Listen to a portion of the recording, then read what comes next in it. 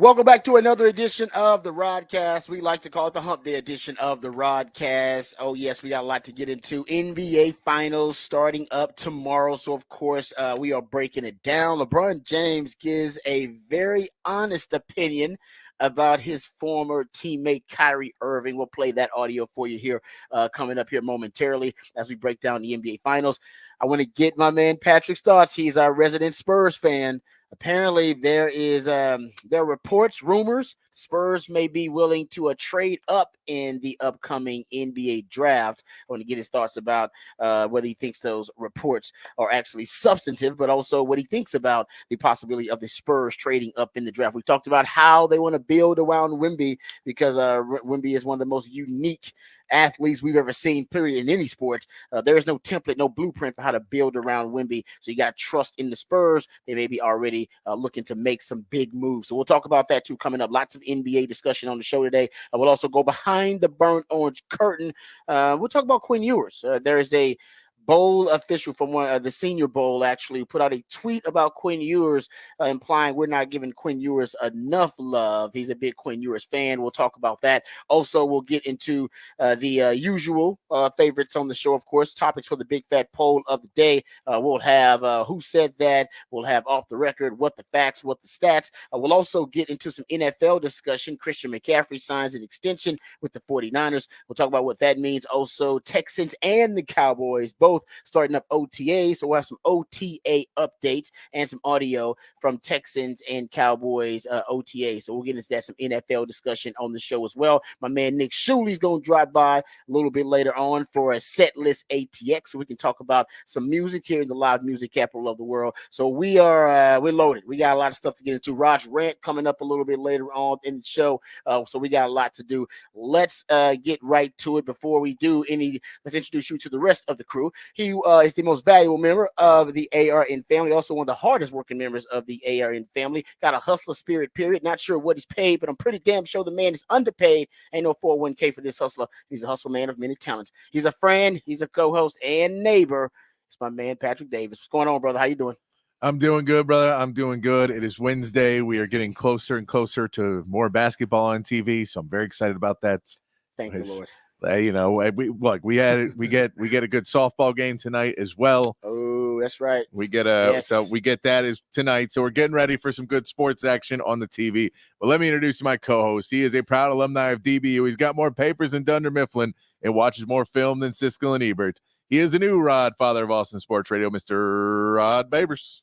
Thank you for the intro, brother. I appreciate that. And you're right. Congratulations are in order for the Texas softball team advancing to the championship of the College World Series.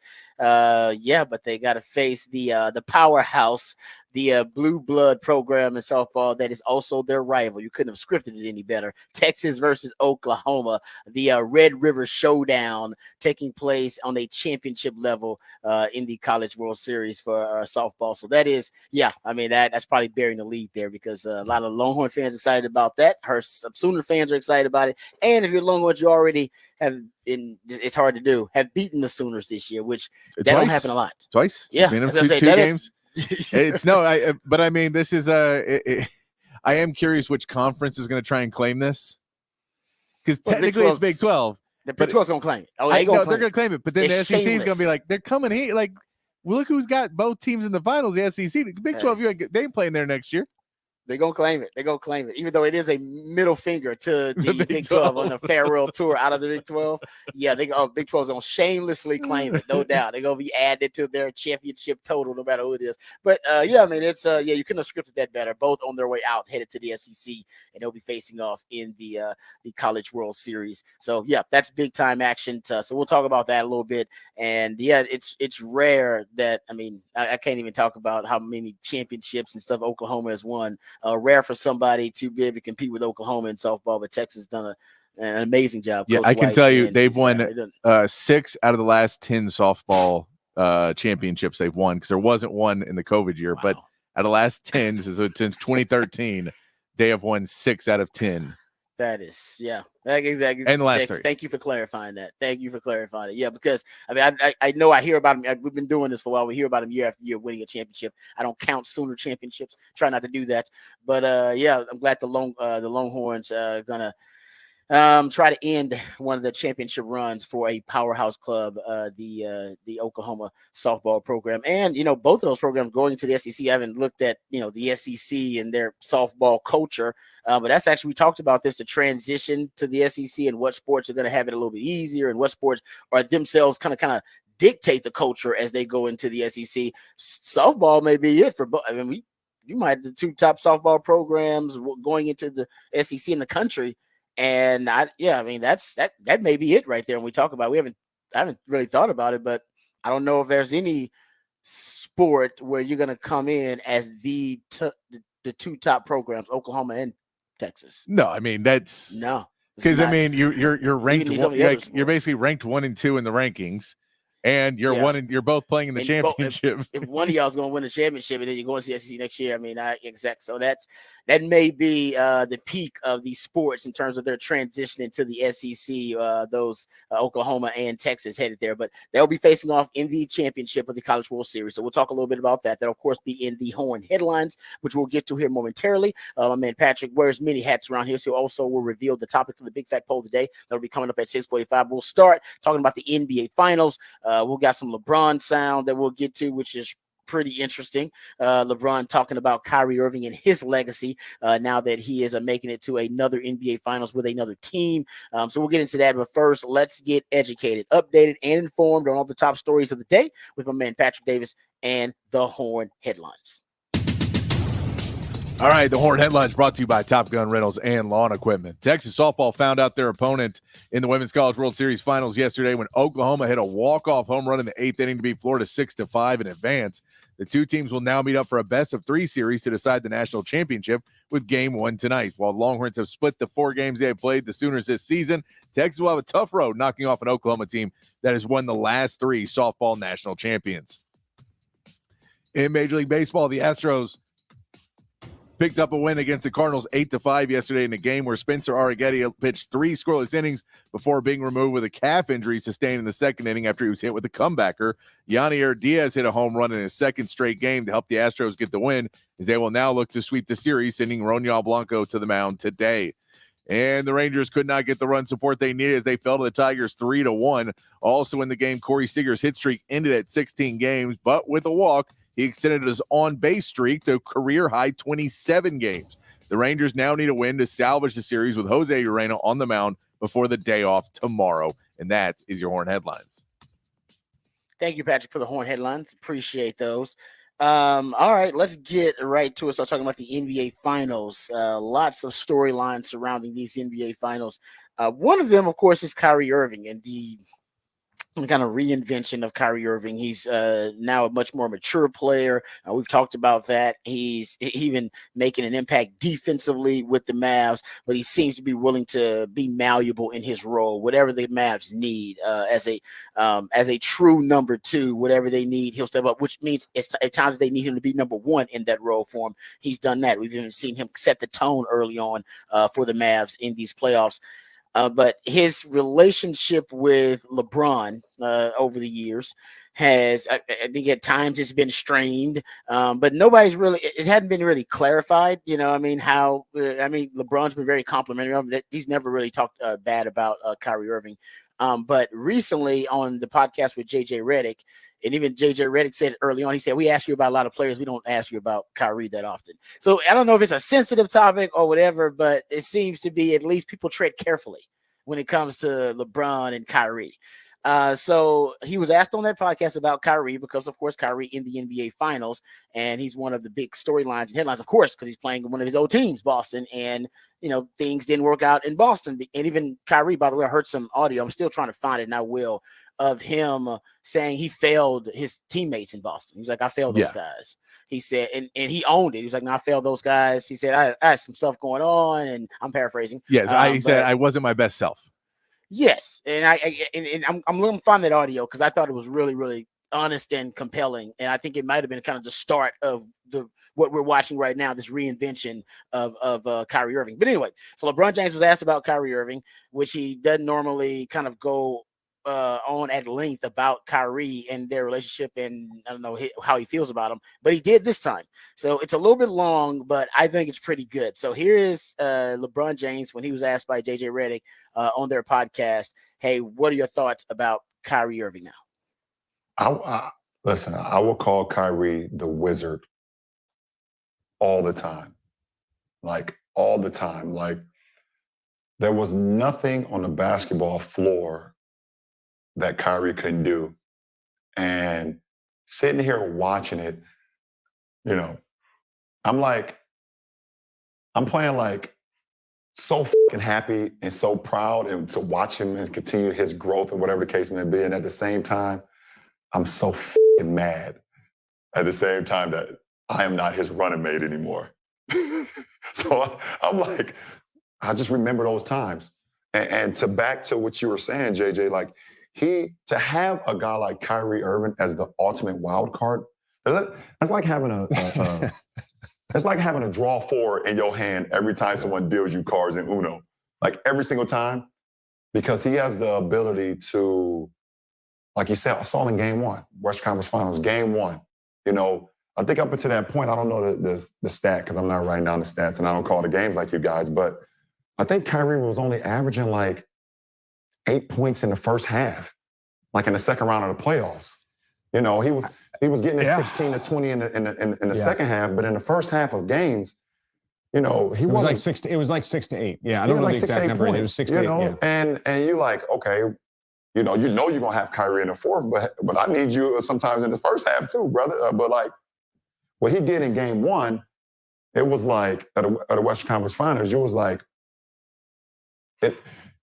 that was like, oh, Dallas may be able to not only win the Western Conference Finals, they might be able to win the whole thing because of that wild card. I have so many words to praise Kyrie that I end up with absolutely none because he's the most gifted player the NBA has ever seen. He has the best gifts I've ever seen of any NBA player. I've never seen a guy in my NBA life that feels better at times shooting with his offhand than he does with his primary hand. If Kyrie's off in a game with his right hand, he will literally go exclusively to his left hand. I've never seen nothing like that. Yeah. All right. So, man, he was then at the end there. He says that Kyrie is the most gifted player basically in NBA history. Might be a little hyperbole there, but just let you know, LeBron James, a lot of admiration, highly complimentary of Kyrie Irving at this point in both of their careers, and even said at the beginning, hey, I'm jealous. I'm straight up jealous. Wish I could be teammates with Kyrie Irving because, of course, they won a championship together. What are your thoughts? You're an NBA guy. What are your thoughts about LeBron James's comments on Kyrie? I mean, he's not wrong on most of that stuff that it is hyperbole to say he's the most gifted player, but he is extremely talented. He just has everything in his bag. He's a guy who can do so much, can handle the ball so well. I get him saying I want it, but that's LeBron. That's kind of also LeBron mentality, which is I want to play with every single one of the best players all on my team. I want to win every game 9,000 points to 0, and I don't see any problem with that. In my head, that always makes sense. So I like to play with Kyrie. I also like to play with Austin Reeves and Alex Caruso, and I'd like to play with Kevin Durant, and I'd like to play with Steph Curry would be good fun too, and I'd like to play, so I get it. But yeah, I mean, when you talk about what he can do and how important he is to this team, he's 100% dead on. He does things that you just don't expect him to be able to do, and then he does things at points where, especially for the Mavs this season, he's come out a lot of times when where it looks like the Mavs may be out of answers, and then he just all of a sudden has the answer.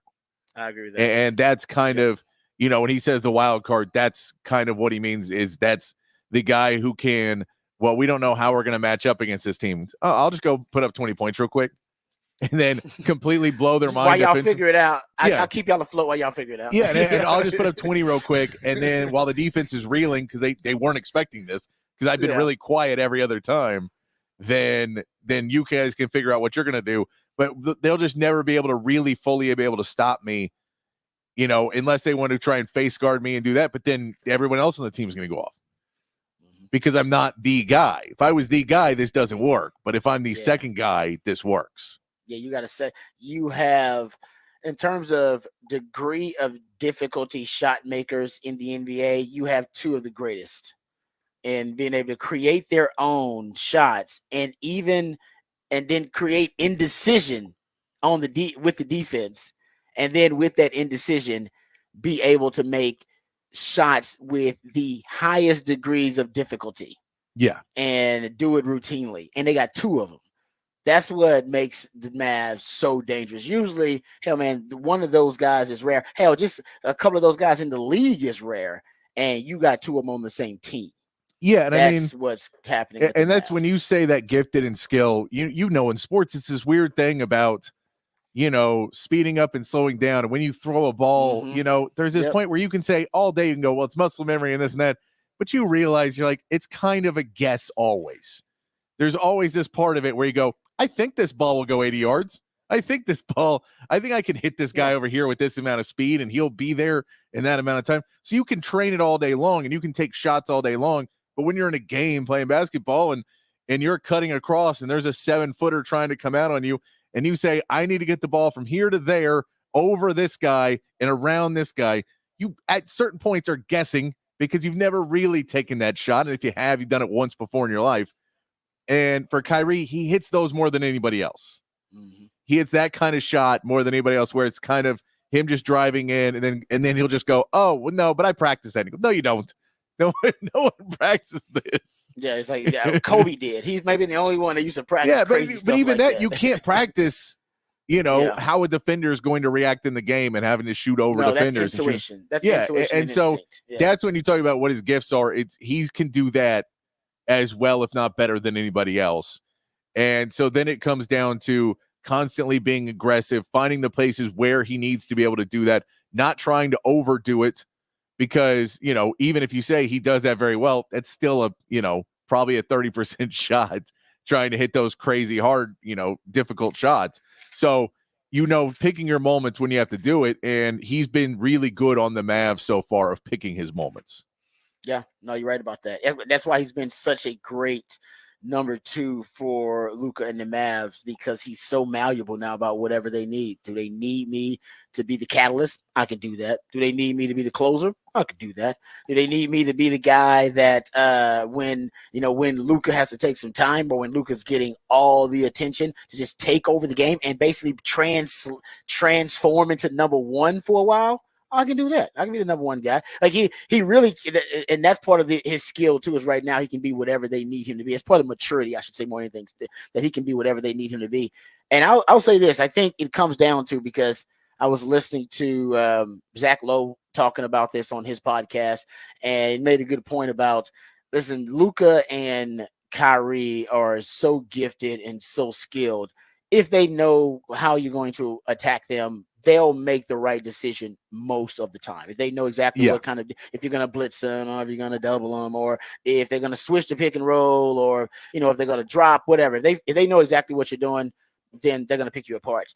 And the key really is going to be for Boston, and Boston can do it because Boston not only has the defensive acumen, but they got the bodies. Defensively, they got the players, elite defenders, period, where they can try to throw something different at them almost every time down the floor. Now, it'll be things they've seen, but they won't know what's coming, and try to keep Kyrie and keep Luka guessing as to what defensive strategy they're going to utilize. Because once they diagnose it and figure it out, then you're pretty much cooked, because Luka and Kyrie, because they got two of them, especially if they're on the floor at the same time, those guys are going to solve the problem. What you have to do is you have to make them indecisive in terms of diagnosing what the defense is. Okay, what is? Okay, oh, I got it. And then sometimes making them second guess themselves about what the defensive strategy is going to be. Boston may be one of the only teams in the NBA that's got the defenders and the defensive acumen to be able to do that. Now, is that taxing? Is that going to be mentally? They're going to be mentally and physically fatigued as long as the series goes on, having to do that every time down the floor. Yeah, probably so. I mean, that is brutal repetition to try to be able to do a different look defensively every time down the floor strategically. Well, and two, this is a Boston team that is shown to be lazy at points and shown to play with its food and let teams stick around and let teams be in it.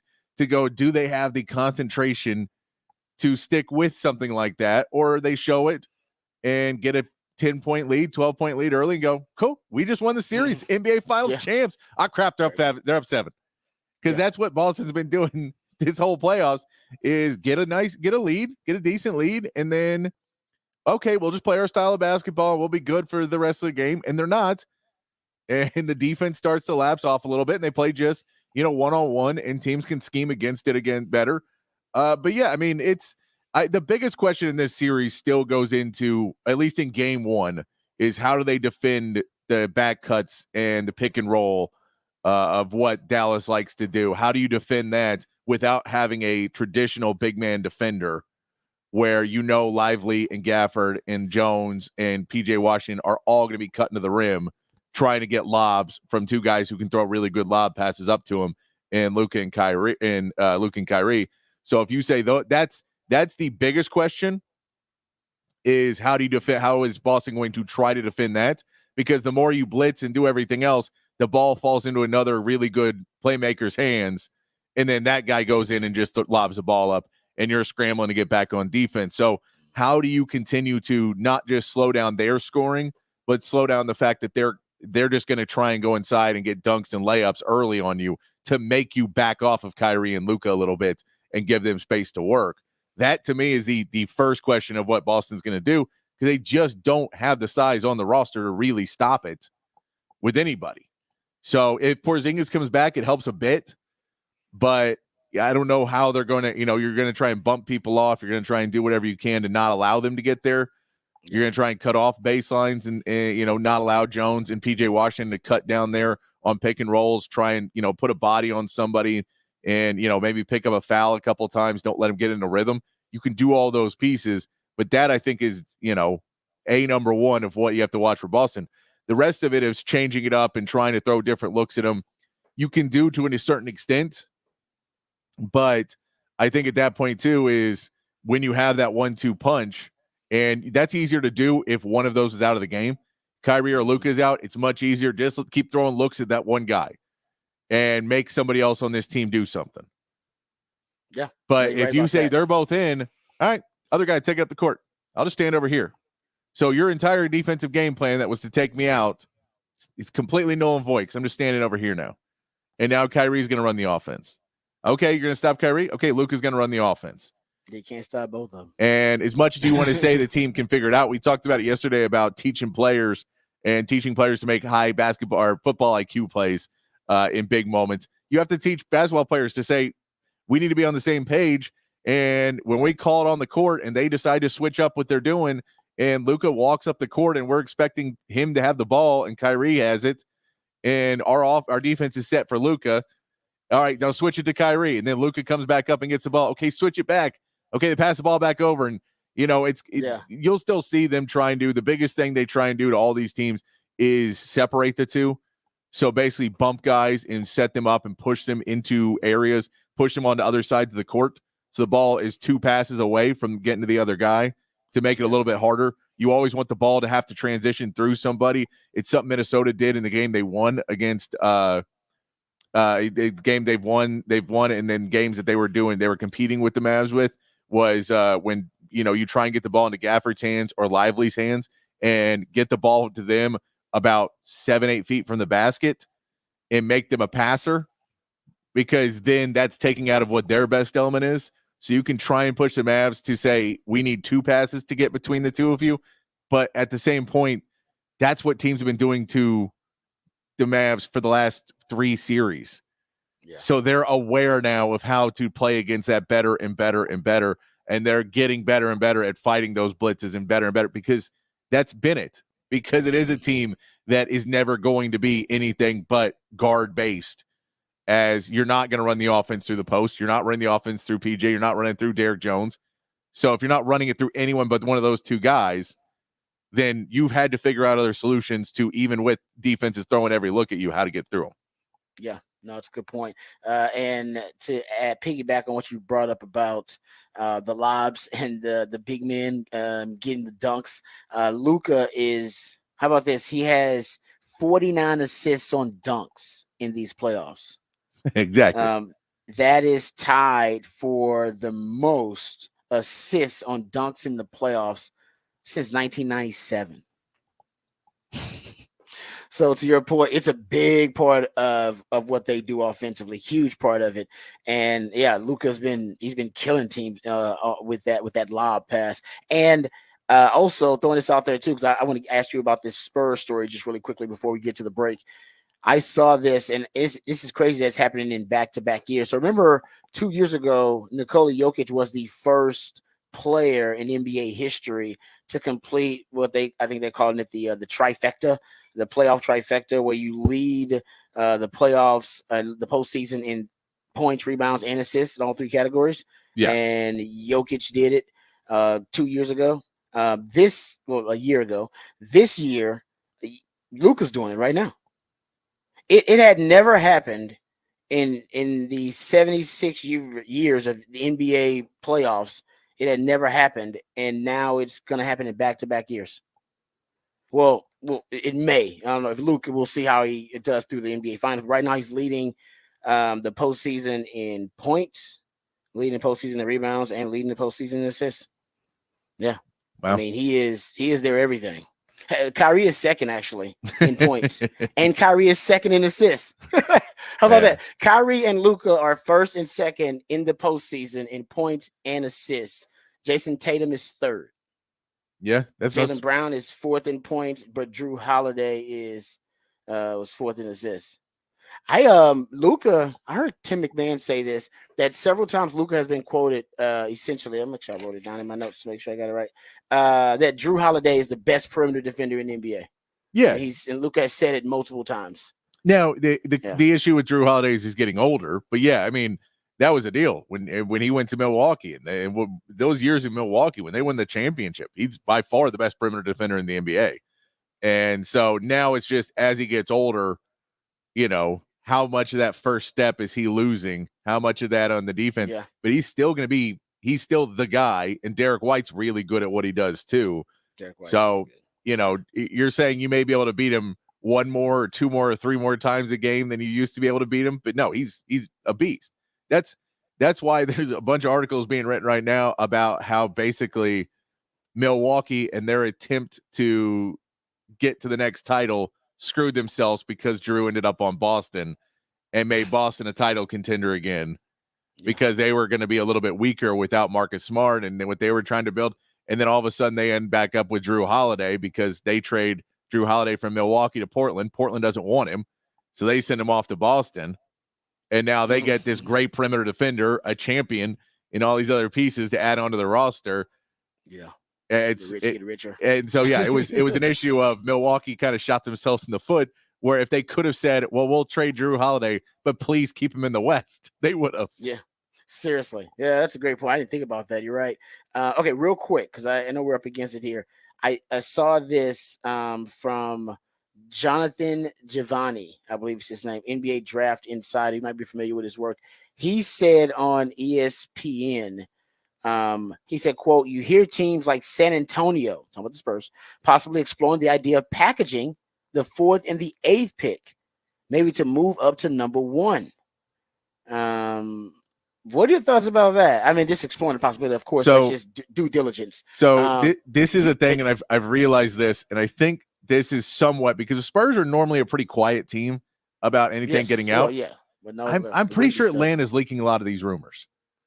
Because, you think another team is leaking? No, I think Atlanta, specifically Atlanta, because the Spurs own Atlanta's 2025, 2026, and 2027's first round pick unprotected. The 2026 is a pick swap, but if Atlanta gets the number 1, Spurs get the number 1, right? It's a pick swap. Okay. So they own the next 3 years of picks. And Atlanta knows they need to rebuild. And they're completely screwed because the Spurs have all their picks. So when you hear these rumors of Trae Young, hey man, if we're going to rebuild, we'll trade, but we get our picks back at least and we tank, then we get the picks for tanking. Or if we give them DeJounte, we get our picks back and we can tank and we can go and rebuild.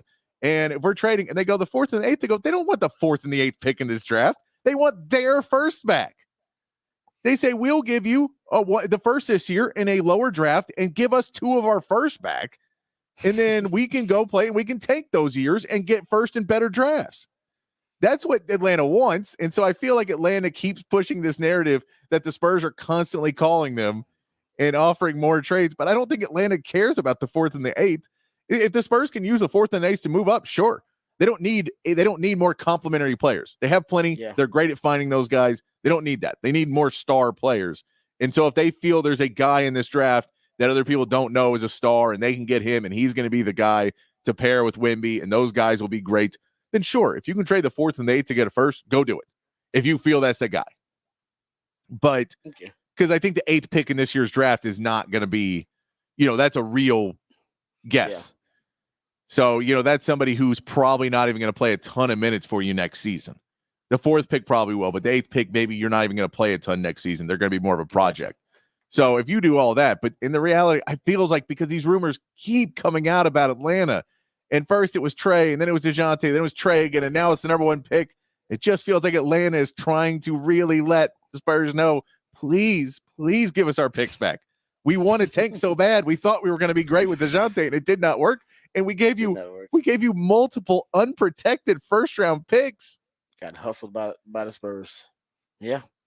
No, it's a good point. You're right about that. I like that theory because it is. I've seen, and it does say here. The Hawks, of course, are a big topic in this article that I'm reading. But it's just they said rumors, and it's just right now the exploration of it. So they're exploring the idea of it. Yes. It doesn't mean they're actually going to do it. No, like you said, that could be coming from just one side of things. Exactly. And I'll tell you, if you can trade the 4th and 8th in this draft for a first overall, and you feel that's the guy, then yeah, go right ahead. I don't think Atlanta wants that deal at all. I think they want the 4th and one of their first back, or they want 2 first back. Yeah. I think they want something that is more valuable to them than a 4th and 8th in this draft. Yeah, because people are saying this is a weaker draft. This is a very weak draft. Yeah. Now you can still find players. You can find there's been tons and tons of all-stars that are great out there. But imagine you're starting the draft around pick 8 to 12.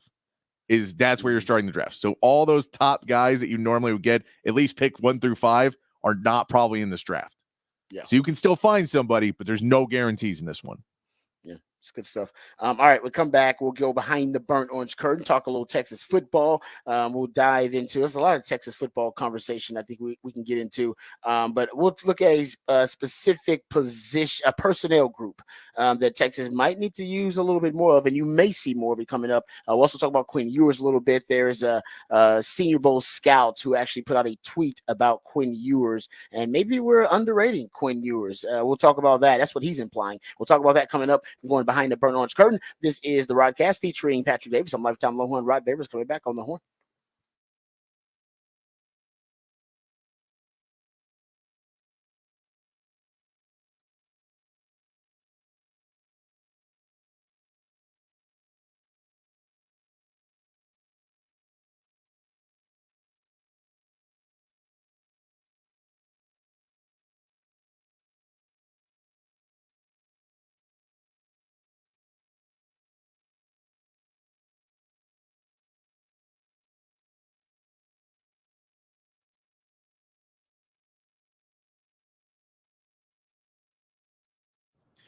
Hey guys, want to tell you about our friends at Texan Windows. They are your new and replacement window experts in Central Texas. You can discover affordable windows and sliding glass doors. Using that back patio a little bit more during the summer, that sliding glass door maybe needs a little help. Hit up our friends at Texan Windows, or maybe you just want to enhance the curb appeal of your home.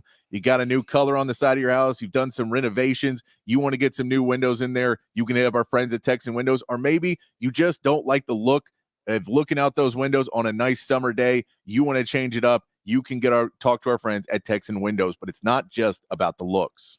Not just about the looks at all. So many advantages and so many reasons for you to get brand new windows from Texan Windows. And for me, it's all about the savings. Yes, I'm a baller on a budget, so I'm always looking to save money where I can. And energy efficient windows from Texan Windows, folks, will save you money on your annual energy bills. They'll keep your house cool during those hot Texas summer days, which are fast approaching, as we all know. And they'll keep your house warm during those winter months as well. So there are lots of reasons for you to reach out to our friends at Texan Windows. But trust me, these savings that you could get with brand new windows from Texan Windows should be at the top of that list. Also, I've been thinking about childproofing everything in our home now. We got a young child, 8 months old, and windows are a big part of that. Our friends at Texan Windows, they have the latest security and the latest technological advances when it comes to safety for all their windows, and it includes childproof windows as well. So you can reach out to Texan Windows to make sure that you are securing the safety and the well-being of not only your home, but also those within your home. And my friend Patrick will let you know exactly how you can reach out to our good friends at Texan Windows. Yeah, you get started at TexanWindows.com or call 855-55-TEXAN. You get a hassle-free estimate by email or over the phone, or you can just stop by their showroom. Got a new one in Buda, or you can check out the one in Fort Worth. You can check out their in-stock windows. It's TexanWindows.com. Texan Windows, your Central Texas window experts.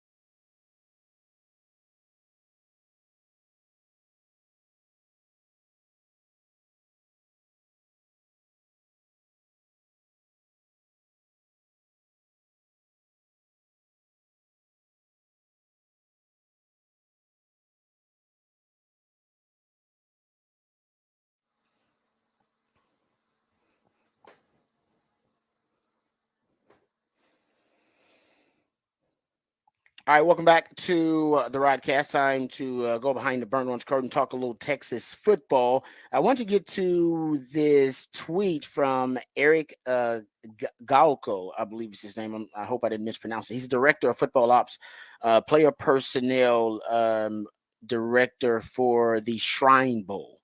And he was tweeting about players, and he tweeted about Quinn Ewers. He said this in a recent tweet: despite all of his college success, especially after this past season, people still seem to be underrating Quinn Ewers.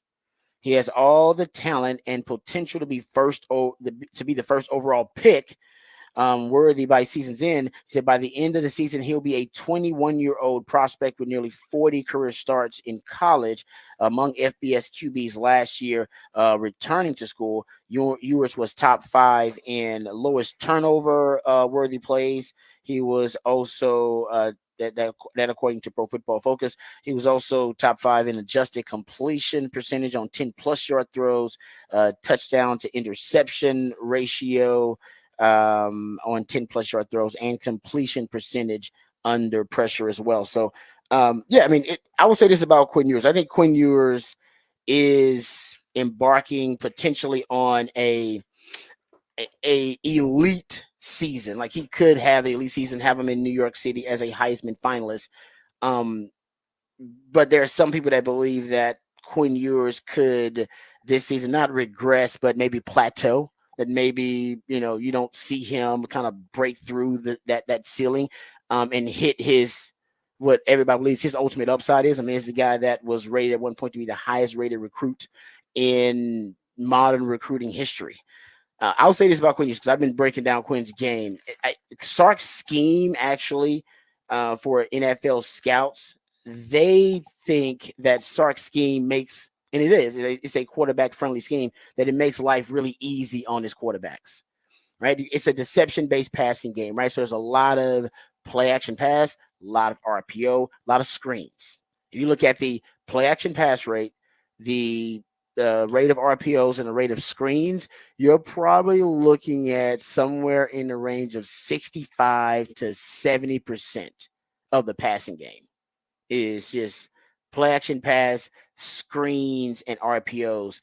And so I don't think it's Quinn's fault, but he gets not criticized, but at least I think it's a negative data point against him oftentimes, because teams think, oh, you know what, all the Sark is using all these cheat codes to help him. And every quarterback in NFL or college have better numbers on RPO throws compared to non-RPO throws, on play action pass compared to non-play action pass. That is across the board. So it is a quarterback friendly scheme. Now the NFL, they want to see quarterbacks on just straight dropbacks.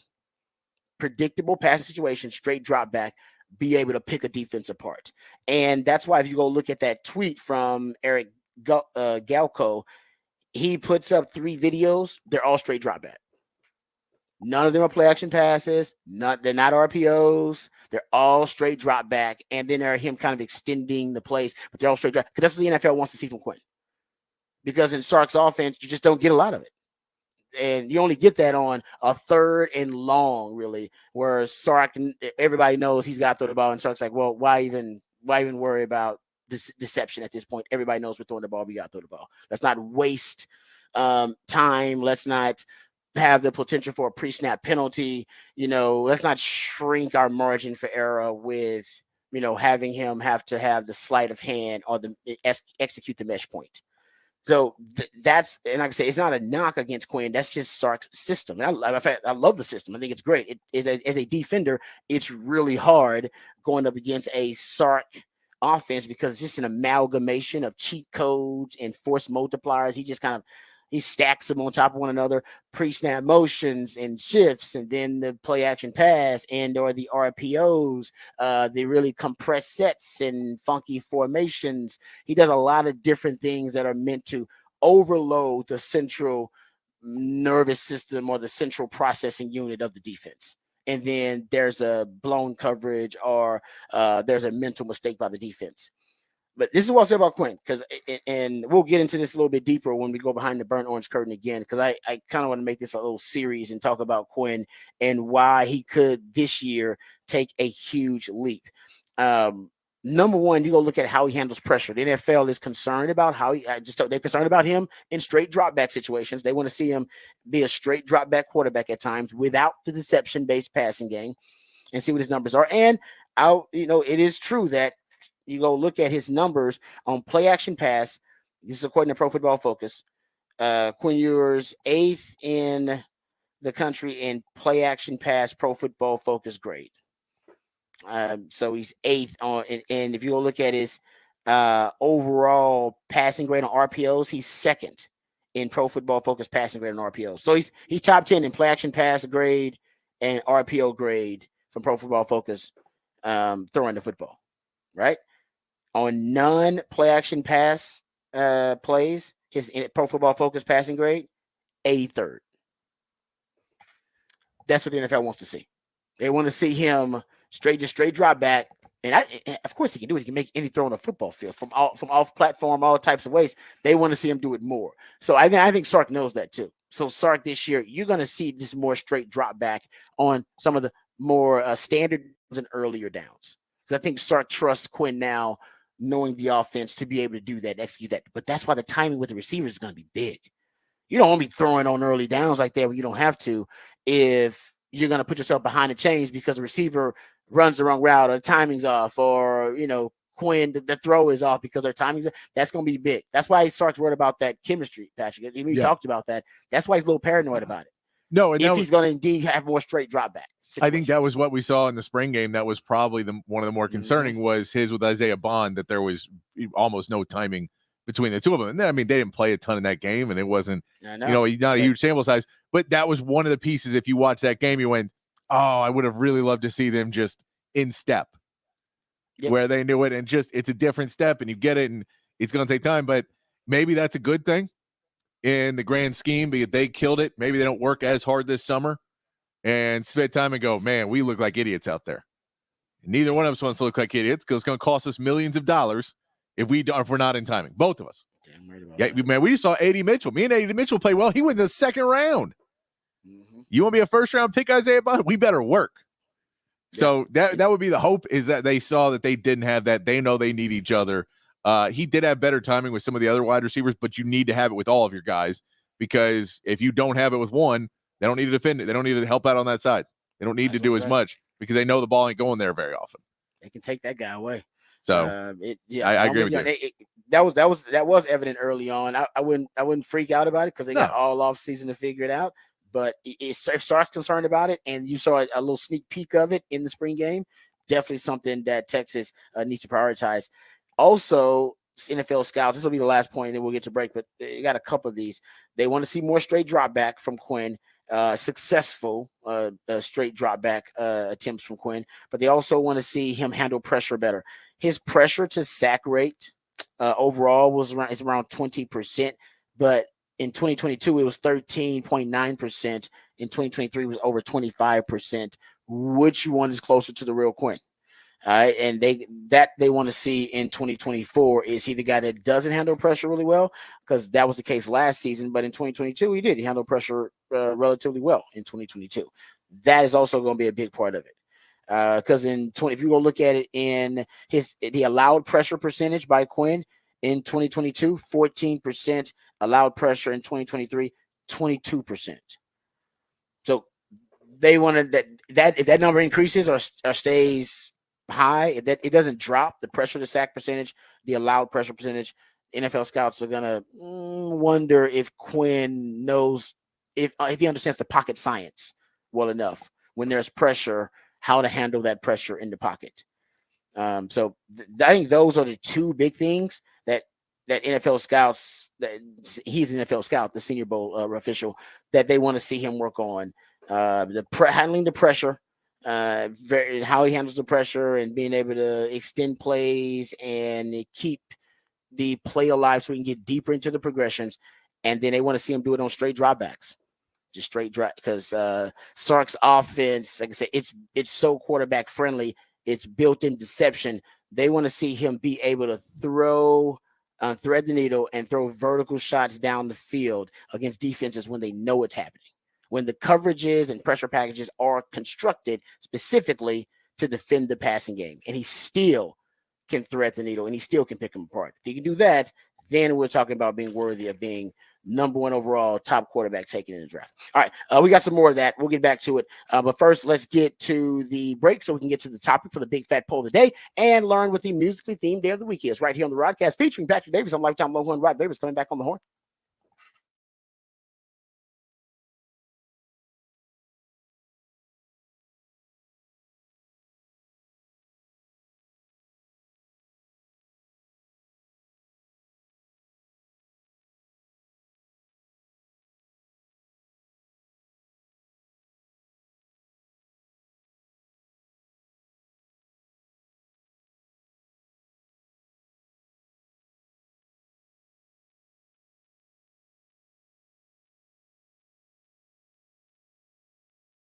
Hey, what's up, folks? Lifetime Longhorn Rod Babers here. Austin is a great city, one of the best cities in the country. And yes, even with the traffic, it's still an awesome city. And traffic seems to get even worse because people keep moving to Austin because they love this city. So that's okay. But as the city continues to grow and thrive, so do our friends over at Ironworkers Local Union 482. And many of the iconic landmarks that you see every day, that you drive by every day, or maybe you're parked in front of it right now in traffic, many of those iconic landmarks were actually built and constructed by the skilled craftsmanship of Ironworkers Local Union 482, like the Pennybacker Bridge and DKR Stadium. The folks over at Ironworkers Local 482 don't go to the office, they build it. So if you're looking for an exciting employment opportunity or a refreshing career change, or maybe you want a new challenge or you want to feel valued by your employer, you can become a valued member of this prestigious organization, Ironworkers Local 482. And right now it's the perfect time to do it. They're hiring over 3,000 people for a huge project right here in Central Texas, and they're offering competitive wages, competitive benefits. They even offer a pension plan, and they offer training for unskilled labor through their apprenticeship program. So right now is the perfect time for you to become a member of Ironworkers Local 482 and take pride in the type of teamwork and craftsmanship that helps shape the future of our great city. So go online and apply today at ironworkers482.org. That's ironworkers482.org.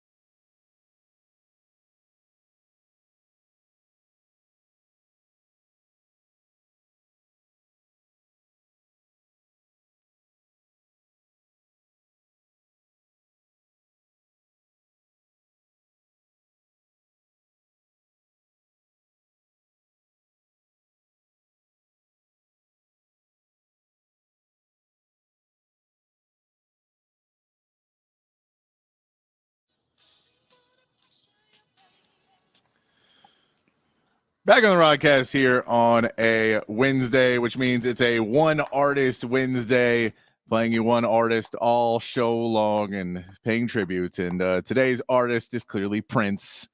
It is Prince's birthday on Friday, so we are going to celebrate Prince today. By the way, so this was complicated in picking these songs. I went with a different album for so there's different albums on here. There's still too many to play in one day, but that does not, because otherwise I could have just basically done Purple Rain and just played that album and had enough songs for today. Yeah, easily. Totally agree with you. I'm with you 100%. Yep. So I tried to go multiple albums and trying to go a different song, pick a different song from different albums to put together a playlist for You're working harder than you need to with Prince. Yeah, you're right. You don't have to, but I was like, I don't want to just play Purple Rain because it's when we normally play. Then it would make this a Purple Rain Day. Yes. And it'd be like different. No. Yeah. Honoring the career of Prince. So we spread it out a little bit more. It's still probably like a 9-year span of songs, but it is spread out a bit more than just Purple Rain, but on a one artist Wednesday. Nice. I like it. Let's get to the big fat poll today. Text line's open 512-447-3776. Patrick's big fat poll of the day on the Horn. Big fat poll of the day today. We've already talked about Kyrie some, but he is starting to get into a conversation. And when we talk about the best backcourt ever, which I loved, Stan Van Gundy kept talking about it during the playoffs, and he He said it's the best backcourt ever. And then people went, I don't know about that, Stan. And he goes, no, I said best offensive backcourt. And then and they said, okay, maybe. And he goes, no, I said best scoring offensive backcourt.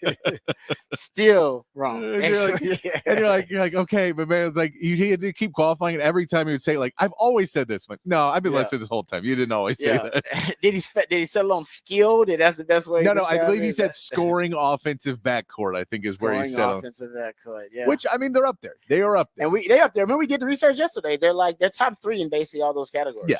So that's what I say.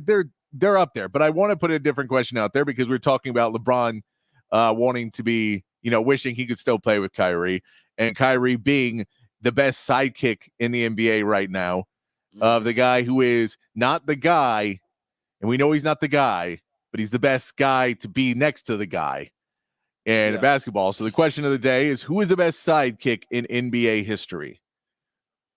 And so I will qualify this off the top. This is not like, you can't say Kobe with Shaq or Shaq with Kobe. Neither one of those is a sidekick. So we can forget all of those, or Kareem with Magic. That's not a sidekick.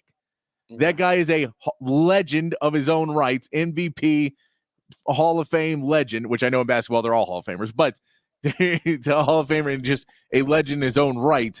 So I'm not putting that guy in there. I'm not putting those combinations, or like Stockton and Malone. Stockton and Malone were a pair. I don't think either one would say they were the sidekick. So Kyrie and Luka, they do, because Stockton would have been the best player on several teams, and Karl Malone was the best player on several. So who are you saying? Kyrie would not be the best player on a top tier team. We saw that in Boston, that they did well for a little bit, but then he couldn't carry it by himself when the pressure got up there. And there was injuries, there was other issues, but I'm saying sidekick. So we'll throw in there. Scottie Pippen is probably going to be your number one answer, because Scottie Pippen was a guy that when he tried to go out on his own, he couldn't quite be the guy on his own. I'll throw Joe Dumars in there. That's good. Joe Dumars playing alongside Isaiah Thomas. It's a great sidekick. We can throw in recently Klay Thompson, sidekick to Steph Curry, the Splash Brothers. Not the guy, but really good. I'll throw Tony Parker in, the sidekick to Tim Duncan. That's good. I like that. So let us know on the text line, 512-447-3776. Who is the best sidekick in NBA history? And we're not just talking about the best second player, but the real sidekick type guy that you say, those two guys, they get along great. They play really well together. They're so basically, your definition of sidekick is you never have been a number one. And you've never been the number one with that guy, especially like Kareem was the number one with Magic, and then it switched to Magic being the number one with Kareem. Stockton and Malone switched off of being the number one. You've been the number one at one point. But I mean, even in your own pairing, like Kyrie's never going to be better than Luka Doncic on the Mavs. That's what I'm saying. Yeah, he's never better than LeBron, so he's never number one. Yeah. That's what you're saying. Yeah. So then when he tried to be number one, it was a failure. Yes. When they tried to make it happen, we tried to force it. Yeah. So that's what you're saying. Like, that's basically kind of the loose definition. Yes. Never been number one, and when they tried it, that didn't work. Yeah. Oh, that's good. Okay. I got you. I'm picking up what you're putting down. I like that, because you're right. That's kind of what Kyrie has been, the true number two, even though he's got elite skill, all-time great skill. He's number two to LeBron, number two to Luka, and even when he was in Boston, the attempt to hit him to be number one, it didn't work out really well. But when he's number two, he has his best success stories, or he achieves the most team-wise, and maybe the best version of himself as that sidekick, as you're pointing out, number two. Okay. I like it. Good stuff. That's a good conversation starter, because, we got some people are going to kind of run with the definition, but I like your definition of it. Basically, you've never been truly a number one, and they're not projected to ever be that. So, all right, that was Pippen's definitely going to get the most votes. There's no doubt Pippen's going to win it. I don't know because of our fan base being Mavs fans. We'll see if Kyrie jumps up there a little bit. Yeah, no, I like the conversation though. You got to win a title though. That's why I agree. You got to win a title. But Kyrie's won one. But I'm saying with the Mavs, for the Mavs fans to be like, oh, he's our guy. He's our true number two. But it's good. Yeah, because you can argue that when they won their first title, who was Dirk's sidekick? Who was the number two for him? Jason Kidd. Jay Kidd was. But Jay Kidd was already the top guy on another team. Yeah, so he doesn't may fit not the be in true there, yeah. definition that we're talking about. Yeah. But it would have Exactly. been Jay Kidd would have been the second guy on that team. Yeah. Aging superstar that becomes number 2. Okay. All right. Good stuff there. That is the topic for the big fat poll today. Patrick always brings interesting conversation to the table. All right. We come back. We'll get into some other interesting conversation. We'll talk about the Cowboys OTAs, the Texans OTAs. We'll hear from CJ Stroud. Also, we'll read a quote from Michael Parsons. Apparently, Michael Parsons has taking a stance, as a passionate stance on the CeeDee Lamb contract negotiation with the Dallas Cowboys. We'll read the quote and tell you how Micah feels about the number. He actually names a number. He put out a number of what the Cowboys should pay about that when we come back. We also got Rod's Round the Day. Plenty to get to right here on the Rodcast, featuring Patrick Davis. I'm lifetime Longhorn Rod Davis coming back on the horn.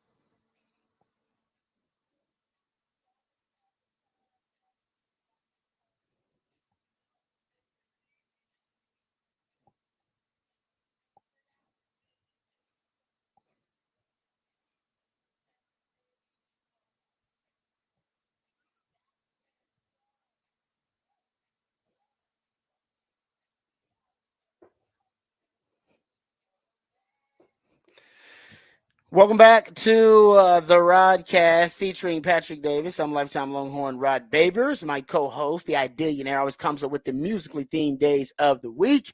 And on Wednesdays, it is a One Artist Wednesday where he goes deep down the rabbit hole in the catalog of one specific artist or band. And today, as you can hear, it is all about Prince. Oh, man. Got so many bangers. I'm sure this was a challenge for Patrick to try to figure out how to narrow down these choices, but well done. I think like that's another reason why I done. chose an album, because then you just had to pick like the one from that album versus trying to narrow it down of like some albums had 2 or 3, and then you go, okay, I'm gonna take one and then I'll move on to another album. I'm with you. Versus that's good stuff. Yeah, and that's how prolific he was, and also how great he was. It still probably was a little bit of a challenge because he had a few bangers on every one. Yeah, exactly. No, I'm a big and that's the thing is he has like 10, 15 albums I could have gone with. It's crazy. that I could have picked one off of, so it's had to narrow that down too. So yeah, it's prolific, Oh, but it's his man. birthday on Friday, so I thought that would be How amazing. many albums did he make as the artist formerly known as? Oh, I don't know. Prince? I couldn't tell you off the top of my head. I Right, know 'cause that then I know that there's kicked albums in, like I know right? there was albums that he took away when he became a Yes. Jehovah's Witness, and those are back now because his Oh, estate those has put him back? back Okay. out now. Okay.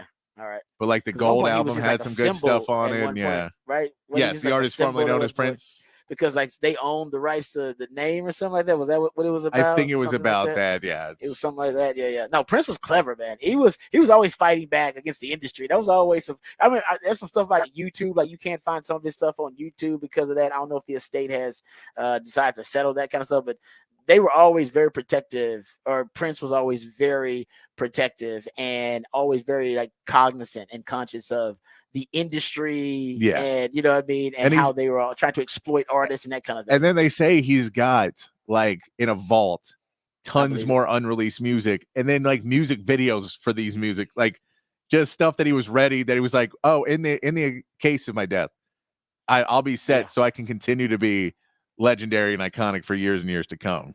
I know. I wonder what they're waiting on for that stuff. Like, I mean, maybe they're waiting to remaster it or have, I don't know. Basically, you can have kind of modern day like duets. Yeah. I don't know. Kind of remaster them with people. Maybe they're waiting on that.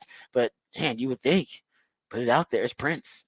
People will consume it, no doubt. But I mean, Pac was like that too, reportedly and allegedly, and still has their stuff that is unreleased. That Pac's got albums and songs that are unreleased, and they're just kind of waiting on the right time. I'm like, man, hey, well, now's the time. I don't know what you're waiting on, man. It's Prince. It's Prince and Pac. And any time is a good time. We'll always be ready to consume it. You can see now, I mean, years later, the biggest rap beef that we've had in rap between Kendrick Lamar and Drake in decades, they both reference Pac like over and over again in their diss tracks, and it shows you how iconic and how Pac kind of lives on in hip hop infamy even after he's gone. I think Prince is obviously the same way. Okay, so there you go. That is the musically themed day of the week, a One Artist Wednesday. Speaking of musical artists, my man Nick Shuley is going to be joining us a little bit later on for Setlist ATX. We're talking about some of the best music acts that'll be in town and where you can go see them. All right, let's first hit the big fat topic for the big fat poll today. Then we'll get to the Horn headlines. But first, Patch, let the people know what the topic is for the big fat poll of the day. Topic for the big fat poll of the day: who is the best sidekick in NBA history? Not talking about just the player who is the second best on a team or the player who is playing with a star, but the player who is a traditional sidekick. So Kyrie Irving is always going to be the number 2 to Luka Doncic. Scottie Pippen was the number 2 to Michael Jordan. Joe Dumars was the number 2 to Isaiah Thomas. Mm-hmm. Those number 2s that are officially the secondary guy. They're not guys that are going to have their own. The ball is not starting with them. The ball goes in the hand of the superstar more. So that player and the one who is not a number 1 on any other team, or they didn't trade off on number 1s. Who is the best sidekick in NBA history? That's good. That's a good question. Like I said, I think Scottie Pippen's definitely going to leave it. I'm interested to see the suggestions thrown out there on the text line when you get a few of those. 512-447-3776. All right, let's get to the Horn headlines. Then we'll come back. We'll talk about OTAs happening with the Texans and with the Cowboys. We'll talk about what stories and headlines are coming out of OTAs. Also, we'll hear from CJ Stroud and DeMeco Ryans about the Texans. And what did Micah Parsons have to say about CeeDee Lamb's absence from OTAs, and what he has to say about the pending contract negotiation between CeeDee Lamb and the Cowboys? We'll get you that too. But first, let's get informed, updated, and educated on all the top stories of the day with Patrick Davis and the Horn headlines. All right, your Horn headlines brought to you by Top Gun Rentals and Lawn Equipment. Texas softball found out their opponent in the Women's College World Series Finals yesterday when Oklahoma hit a walk-off home run in the 8th inning to beat Florida 6-5 in advance. The two teams will now meet up for a best-of-3 series to decide the national championship, with Game 1 tonight. While Longhorns have split the 4 games they have played with the Sooners this season, they will have a tough road, knocking off an Oklahoma team that has won the last 3 softball national titles. In Major League Baseball, the Astros picked up a win against the Cardinals 8-5 yesterday in a game where Spencer Arrighetti pitched 3 scoreless innings before being removed from for a calf injury sustained in the 2nd inning.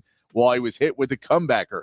Yanni Ardires hit a home run the second straight game to help the Astros get a win, as they will now look to sweep the series, sending Ronald Blanco to the mound today.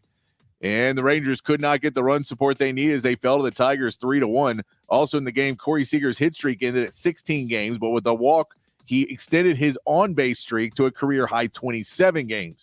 The Rangers now need a win tonight to salvage the series with Jose Urena on the mound before the day off tomorrow. That is your Horn headlines. All right, thank you, Patrick, for the Horn headlines. Appreciate those. Let's get to some mini camp nuggets and notes here about the Cowboys, but also about the Texans. Probably the most prominent headline coming out of Cowboys mini camp is that CeeDee Lamb is not there. Nobody expected him to show up, of course, but now with the ballooning wide receiver market, right now in the NFL, just seems to be inflating at unprecedented levels, at an unprecedented rate, especially now with Justin Jefferson just signing his big deal. There were some Cowboys insiders that believe that Justin Jefferson's deal was the kind of linchpin deal that would ultimately set the market for the Cowboys. That's the one they were waiting on, and now they will slot CeeDee Lamb accordingly. Now we'll get into this here in just a second, but Justin Jefferson, Jalen Waddle, Nico Collins, Amon-Ra St. Brown, AJ Brown, Devontae Smith, Jerry Jeudy, Michael Pittman. Those are all wide receivers that have signed deals this offseason, lucrative deals this offseason. But only one of those guys you would say, it depends on what you're looking at about Amon-Ra St. Brown. Maybe two of those guys you would say are as good, if not better, than CeeDee Lamb. That'd be Amon-Ra St. Brown and probably Justin Jefferson. Those are the two guys, right? Yeah. AJ Brown signed his deal before, but yeah. I would say Justin Jefferson is probably the clearer case of ahead. Yes. Amon-Ra St. Brown is around the same, but that's debatable. Yes, exactly. If you want to throw out the stats and all that, you can. So the question is, basically, is CeeDee Lamb going to get more than Justin Jefferson or get less? A lot of people believe that that's where the Cowboys will start. They'll put Justin Jefferson at the top, and then CeeDee Lamb will be slotted right behind him. And Justin Jefferson is slotted right now at $35 million. But here's what Michael Parsons had to say about it when Michael Parsons was asked about CeeDee Lamb. He said, "This is I love that Michael Parsons does not pull a punch." He said, "CD is about to hit the Brinks truck."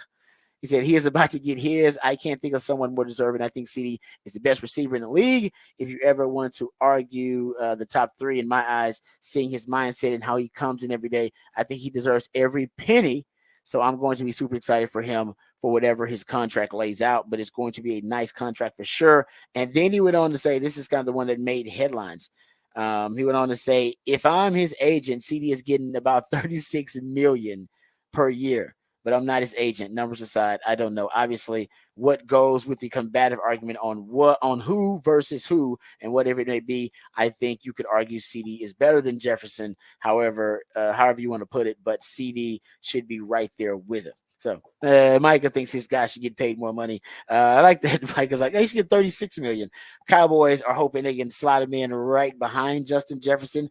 But I mean, who knows? They might fight for that figure. Justin Jefferson, though, has set himself apart in a lot of ways, as for the last 3 years, he is on a pace that no receiver in NFL history has been on to start his career. If he didn't have the injury last year, I think he even got to 1,000 yards last year. I think he missed like 6 games last year. I mean, that's how elite he's been. Without that injury, I don't know if he's still on the pace, like the best pace ever for a wide receiver in their first 4 years, but he was last year prior to getting hurt. But even with him getting hurt, guys, missing 7 games, the guy still got 1,000 yards. Like that's how good he is. He's legit. He's the real deal.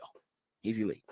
And Jamar Chase, maybe Jamar Chase will have a case that he could get paid. But like I said, Justin Jefferson, nobody's got better stats overall than Justin Jefferson. So I do believe that's where the market will start. At least that's the top of the market, I should say. Yeah, and everybody else is slotted behind it. And that's the other one too, is when teams are negotiating this, and I know the agents won't care as much, but the teams go, we're building a team.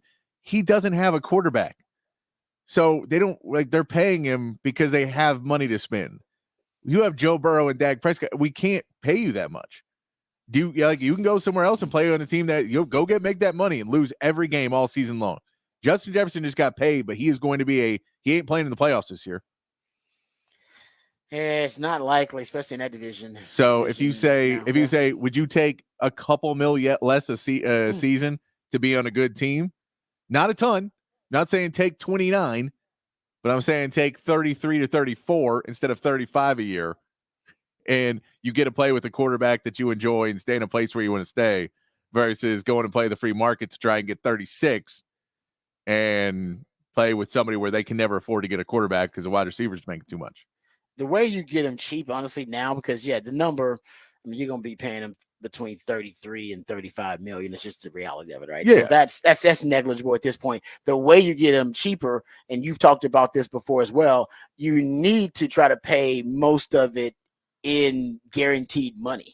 Yeah. And get that contract, get most of it off the books as soon as possible. Yeah. And that's what the Cowboys should. And honestly, this thing about it, the 49ers just did it. They did it because the number sounds like, because they basically extended Christian McCaffrey and now he's been making 19 mil a year, but they also lowered his cap number because they're going to give him a ton of money in cash up front now with the extension. The 49ers, they lowered his cap number, his salary cap number, from 14 million to 6.7 million with the extension. So opening up, they got $7 more million in cap space. And it's like, well, they're paying them more. Yeah, the annual value of that, but they're gonna give them a boatload of it up front in the guaranteed money, and that is a smarter way of doing business. Now you got to have the cash. You got to have the cash because it's the guaranteed money, and especially if you're gonna have a lot of that in the signing bonus, you do have to have the liquid capital as a franchise. But I mean, not most. Some of these.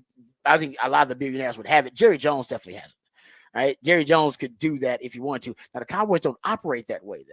Yeah. They don't like to spend cash. We've talked about this, and I've gone over it extensively throughout the last, 7-8 years.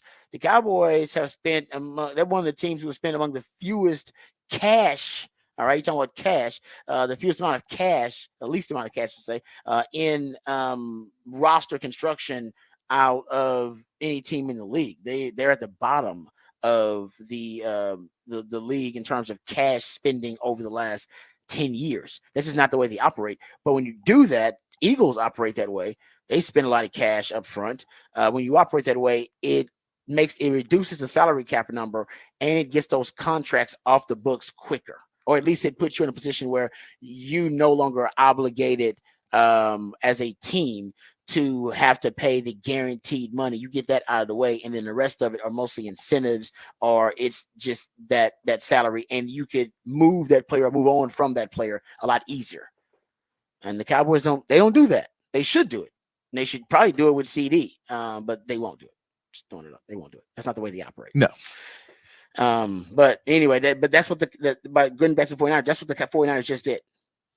They now got over 32 million in cap space, but they lowered his cap number because essentially they're going to pay him a lot of that new extension. They're going to pay a lot of it in cash up front, or at least front load the deal like that way. And the Cowboys can do that too. As a matter of fact, the Vikings just did it with Justin Jefferson. How much of his is guaranteed? It was 110 of his 140. And I bet a lot of that is signing bonus and early on in the contract for the young receiver. So I don't know, the Cowboys, they got to sign CeeDee Lamb, and then they got to sign Micah after that. Don't forget that. Yeah. And also, they got to sign Dak. They got to sign all three of these guys, and they're all going to break the bank. Micah's going to be the highest paid defensive player ever. CD is not going to be the highest paid receiver ever, but he's going to be top 3 in the league probably by the time that deal's done.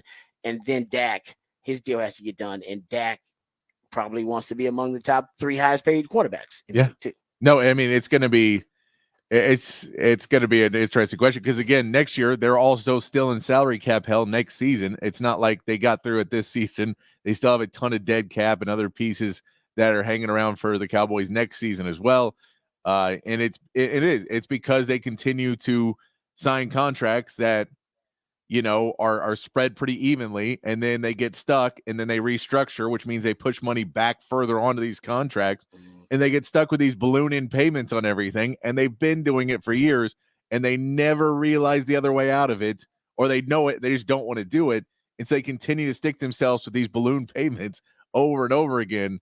And it just continues to cost them in trying to get that last couple pieces to put together that Super Bowl team and get that last couple pieces. And I mean, they have a great roster.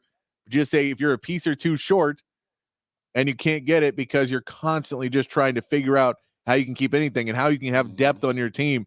And then you have an injury at the linebacker core and you go, well, we had no depth. We had no depth because we had 2 injuries and it's over for us now because now people can just run on us all day because we don't have linebackers.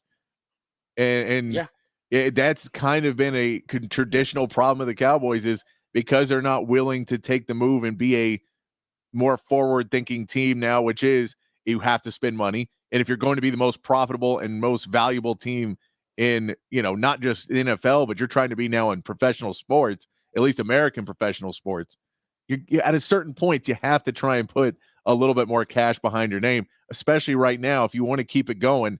And you just mentioned those 3 guys that are all coming up and all need big contracts. Because, I mean, you can hear Micah Parsons when he's saying, I would make CD the highest paid wide receiver. That's Micah telling you, I'm the highest paid defender. Yeah. That matters to me. Don't lowball me. No, I mean, that's not somebody saying that matters to me. I think that being the highest paid means something. If that's not what you're hearing in that statement, I don't think you were listening to the same thing.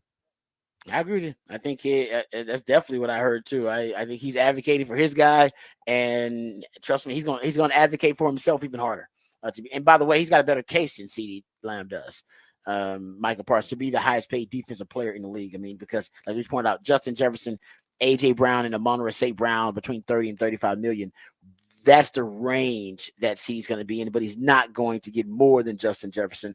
I don't think he'll drop below 30 million a year, which is where Amon-Ra St. Brown is. So he'll be right there. He'll probably get AJ Brown money.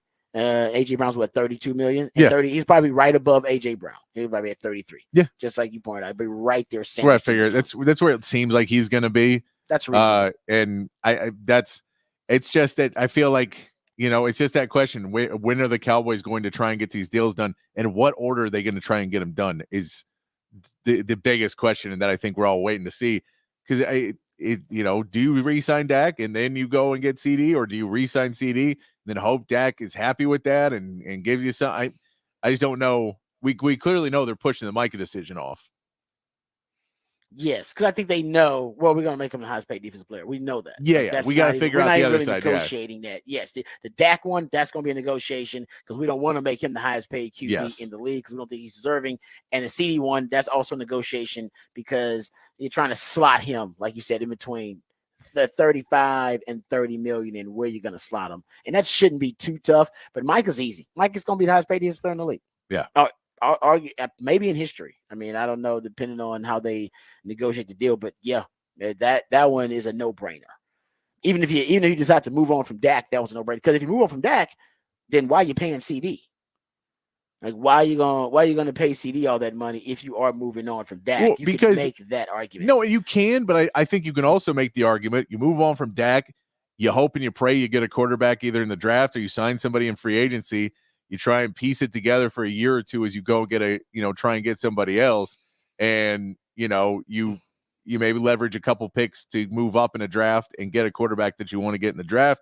You keep CD, you keep Micah, but you try and get a quarterback on a much more reasonable contract for you. And you figure it out. If you say Dak wasn't getting it done in the playoffs anyway, so we're not going to be able to build that way, but we've already paid Trayvon. We've already played Micah. By the way, Deron Bland's contract's coming up too. He just finished in Defensive Player of the Year voting. That's another one you got to figure out at some point coming up in the future. Yeah, see, my thing was if you're going to move on from Dak, you might as well just reconstruct the offense totally because you're already constructing the defense. You signed Trevon Diggs. You're going to sign Micah, right? You got a young Deron Bland in there already. You just signed your safeties. At least you got a couple of your safeties around for a couple of more years. You invested in Mozzie Smith. Your defense actually is going to be all right. Your offense, You let your left tackle walk. You got a brand new center. You don't know who the hell the running back is. We don't even know who the third wide receiver is on this damn team. Hell, it may not even have a second wide receiver the way Brandon Cooks performed last year. My point is, if you're going to move from Dak, trade, maybe sign and trade, but trade CeeDee Lamb, get picks for him so you can move up in the draft and get your quarterback of the future. And then you can build around the quarterback. Since we know, we talked about it, receivers, you can draft them early. It's a really deep position at all levels, and you can draft future number one wide receivers. Hell, there are a bunch of them. There are like 20 guys making $20-some million. So there's a lot of number one wide receivers out there. There are. Go find the QB first. If you're going to, if you move on from Dak, I don't think you should move on from Dak. But if you are going to do it, I don't think you should re-sign CD to make him a $33 million a year. But the issue with that is if you don't re-sign, you're clearly going to play this season trying to win. You're not doing anything before the season. So if you're not doing anything there, you have to trade CD now because you can't trade him at the end because you want to be under contract. So which means you have to give him a new contract to trade him, which means now you're going to kill yourself in money that you have to give up in dead cap because the dead cap that you're sending over that you haven't paid and that stuff is going to kill you when you sign a new contract. It just becomes much harder. Stupid, and you should have signed him earlier. And then you would have had the option to trade him if you wanted to, a more attractive, appealing. No, but you didn't do that. I agree with you and fully that there's a lot of things they should have done. I'm saying of where they're at right now. I think that, and I think what you worry about is you don't want to end up being the Giants, which is, well, there's tons of wide receivers out there and we can't find one, and we keep drafting and we keep missing, and we don't have a quarterback and we don't have a wide receiver and we don't have anything now. And our offense is completely stagnant and terrible. And we could have the best. We could be the Jets. We have a great defense and it means absolutely nothing because we have nothing on offense. Yeah. We'll see if Aaron Rodgers can stay healthy, then maybe they'll have something. But you're right. I know I don't like the situation the Cowboys in. I'm just saying if you are going to move on from Dak, doesn't make sense, and you shouldn't. All right, let me ask you this: when the Texans had DeAndre Hopkins, their offense was at least manageable with mediocre quarterbacks because they had a star wide receiver, right? Yeah, but did that translate to any success at all? I think it just fills you up. I think success? You're talking about just moving the football. Like I'm talking about I'm trying to. But if you're saying you have a better defense, I'm trying to win a Super Bowl. We're talking about. But I'm trying to win the Super Bowl. To win the Super Bowl, you need a quarterback. I agree. And I'm saying if you're going to move on from your quarterback, then why the hell are we going to be paying CeeDee Lamb when I can do our best to try to move on from CeeDee Lamb, trade CD so I can get assets so I can move up and go get us a quarterback. I just don't think I'm talking about getting a quarterback. You talking about moving the football. I'm talking about I think you have to. I think the way the Cowboys roster is constructed, they either need to get rid of every single player on this roster and completely start over. You can't pay Micah that money because he ain't won anything for you. You can't pay Trayvon that money. You can't pay Dron Bland. You can't pay CD. You can't pay, which means you're going to be bad for 4 or 5 years to try and hope to rebuild. I don't think you can keep a good. Trayvon. No, already paid Trayvon. I get that, but you have to trade him. Get rid of everybody. Yeah, you could do that. I don't think that's the way to go. I would start building the defense because you can build with a great defense because you have a generational defensive player. So you can build with defense. I wouldn't go that route. I would rebuild the offense. If you're going to get rid of Dak, that's the central piece. If you're going to move on from Dak, I don't think you should. But if you're going to, then you can rebuild the offense. But why rebuild? Why reconstruct the whole thing when you have a generational player on defense? You can pay him because if you're paying him $100 million a year and you win 3 games. And then by the time you get an offense, you got to pay him again. And you can't pay him because you got an offense now and you got to pay the offense. Yeah, but then you're talking about rebuilding 2 phases of the game rather than rebuilding 1. I'm just saying, but I think if you're going to be bad, you want to rebuild the whole thing rather than just start with I don't think you should pay Micah Parsons to be the highest paid player on defense if your team is going to be a 3-win team. That's what I think the problem is. And I get you can say how quick can you turn it around, but I just don't. Yeah, that's if you're. I think that's if you're tanking. The Cowboys, if they were tanking, I guess yes, that's your. If you don't have CD and you don't have Dak, you're tanking because they don't got a run game. Brandon Cooks is going to be gone, so they don't have any wide receivers. They don't have zero offense. You get rid of all that. But listen, look at the Texans. A tank successful or not, it only takes you to hit the right pick, man. It does. It don't take long. Like you act like this is gonna take a long time, man. We're going to have to pay Micah and then pay him again. It's like it's not gonna take 8 years to do it, guys. We're gonna do this, and this is a 2-year to 3-year turnaround. Look at the Texans. You can do it pretty quickly. You just have to hit on the quarterback. You do have to hit on the QB, and you get the right head coach. It don't take long. But I don't. They And my don't. point They is, don't hit that's him. what they're trying to do. But if you want to take it for 8 years, yeah, if you're going to be an 8-year rebuild, do not pay Micah. But who the hell's going to stick around for that long? Jerry Jones going to be dead. No, I'm serious. We're trying. I get you. I 2 get to what 3 you're year saying. thing. I have no faith that the Cowboys are going to draft a quarterback in the top 5 picks and make the right pick because they've never done it. They missed what Jimmy Johnson did. But that's been right about that. That's what I'm saying. Jerry hasn't, and so that's what I'm saying. I don't trust him to build an offense in any way. Like I think that they're going to try and keep drafting quarterbacks in the second round and hope that works. And that's why I agree with you. If you're trying to say we can go in and build it this way, I just don't capitalize into what the Cowboys do. I think that it's more of a reality that they keep CD and they let Dak walk, even though that may not be the best opinion. I don't think there is any good idea now that you've let everybody slide this far. No, I agree. You're at the Argo principle now. Yep. It's the best bad idea. You're either going to overpay and re-sign all your guys, or you're going to essentially risk losing an all-pro. Basically, you're going to lose because all three of them are all-pros. Yeah. You're going to risk losing an all-pro quarterback or an all-pro wide receiver. Micah's not. They're going to keep Micah, dude. Micah's selling more damn. He's selling more damn jerseys than Dak. That's a Jerry Jones guy if I ever seen a Jerry Jones guy. He's doing podcasts and on TV shows. Man, that's Jerry Jones, his son, if I ever seen one. I mean, he's the son he's never had. He really is. So Micah ain't going nowhere. The question, the fact they even let it get to this point with Dak lets you know that internally they're at least willing to let the perception be that, oh man, you know what? Nah, we may move on from Dak. Just to let that be out there with your franchise quarterback is wild. It's crazy. Because your quarterback is going to be, he's going to feel a certain kind of way about that. He'll feel slighted, like, oh, so you guys are even willing to let it be entertained, let it be a conversation that you guys are willing to let me walk and hit the free agency. So I don't know. I don't know what the Cowboys are going to do. Anyway, all right, we'll come back. We'll come back and get into some more mini camp practice notes from the Cowboys, but also from the Texans. We'll hear from CJ Stroud. We'll hear from D'Amico Ryans as well. Talk about what's going on with the Texans and the Cowboys at mini camp. All that and more right here on the Rodcast, featuring Patrick Davis. I'm Lifetime Longhorn Rod Davis coming back on the home.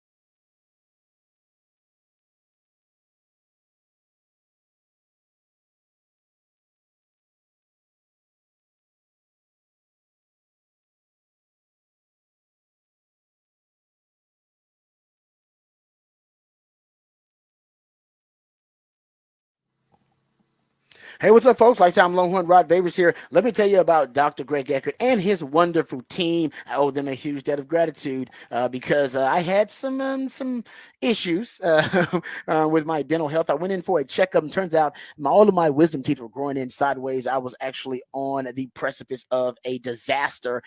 Thank God I went to Dr. Yu and his all-star team because they made sure that they took care of everything. They scheduled the procedure. They walked me through every step of the process, made sure I was educated about exactly what was happening. And guys, I had the procedure done. I was back to work within a couple of days, and my dental health and dental hygiene have never been better. So hopefully for you, it's not as serious as having all your wisdom teeth removed. But if it is, trust me, Dr. Yu and his all-star team, they will take care of you. They are worthy of your trust, but it can be anything. Just teeth cleaning, routine checkup, general dentistry, teeth whitening, dentures, porcelain crowns, veneers, dental implants, full mouth reconstruction, even root canal therapy, whatever it takes to ensure you're getting the best quality dental care available. That's what Dr. Yu and his all-star team are all about. They're always on the cutting edge of technological advances in dentistry. And as a matter of fact, right now, because of that, they can give you a brand new smile in just one day. Permanently secured to your dental implants. No time spent without teeth. You'll get temporary fixtures first until they can complete your permanent smile, and you're going to smile again with confidence and eat freely without pain or discomfort. I know it sounds too good to be true. It's not. It's just Dr. U. It's a complimentary consultation, so you got nothing to lose but everything to gain. So if you've been told your teeth need to be replaced or you have dentures right now, just call Dr. U and learn about this revolutionary alternative to dentures. Dr. U understands that a confident smile can truly change your life, and Dr. Record wants to change your life for the better. So give him a call today, 512-345-3166. That's 512-345-3166, or visit drrecord.com, drueckert.com.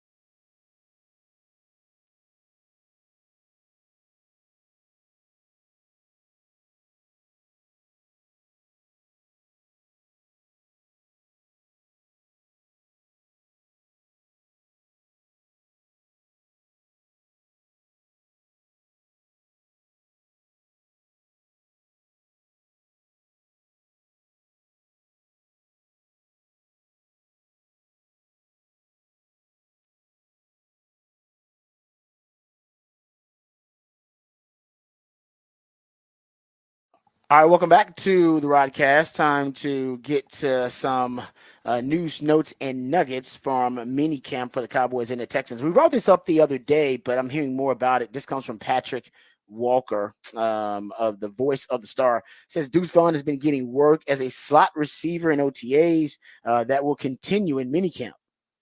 That's Mike McCarthy and the Cowboys try to define a true role for him in 2024. It's interesting. They're using him in the slot a little bit more, and I'm imagining they're going to have him in a more of a two-back set, like a kind of a pony package with him in the backfield. Then you can motion him out to the slot, get a linebacker matched up on him. Boom, matchup advantage for the Cowboys. So really intrigued by that. And by the way, when Mike McCarthy was asked about moving Deuce Vaughn to slot receiver, or at least working him as slot receiver, working him as slot receiver some. He said they're cross-training a lot of guys. He said, now we're cross-training a bunch of guys to manufacture depth, but also to give them possible solutions during the season when injuries arise, and also to try to maximize talent on the roster. So he didn't say who they were cross-training, but he said they're cross-training a lot of guys. Michael Parsons, we talked about him, and apparently he spent a lot of one-on-one time with assistant D-line coach Greg Ellis. Greg Ellis there now is an assistant D-line coach. Said Dak Prescott was a little sloppy during 7-on-7. His first throw was picked off by Deron Bland. They said Donovan Wilson almost had another interception. They said Dak did connect with Brandon Cooks on a nice deep ball a few plays after that Bland pick. It also points out that Jalen Brooks had some nice catches once again, and Jalen Tolbert and Jalen Brooks right now are going to be fighting it out for that number 3 receiver spot, the Jalens. So those are the two front runners to win that number 3 receiver spot behind Brandon Cooks and, of course, behind CeeDee Lamb. So there you go, some Cowboys nuggets. Getting to the Texans. Matter of fact, we got a couple of pieces of audio actually from the Texans. One is from C.J. Stroud. Now, you may not, I don't know if it's been kind of publicized who the leader is on defense for the Texans. Obviously, CJ Stroud is the leader on offense for the Texans. He's the quarterback. It's a natural leadership position. But I would have thought that Will Anderson would be considered kind of a leader on this. I'm sure he is considered a leader, but because of the position that he plays and he's on the edge a lot and sometimes could even be down in a 3-point stance, I guess he's not considered someone who will be kind of the quarterback of the defense. So here is CJ Stroud when he's asked about practice and asked about the defense. Listen to who he refers to as his counterpart on the defensive side of the ball for the Texans. Starts with me and Aziz, him being the leader of defense, I'm the leader of offense. And, playing him last year, he always showed up on tape when I watched the Titans last year. So it's cool to see the stuff he thinks. You can see him at my locker, me at his, or us before practice, after practice, talking about plays.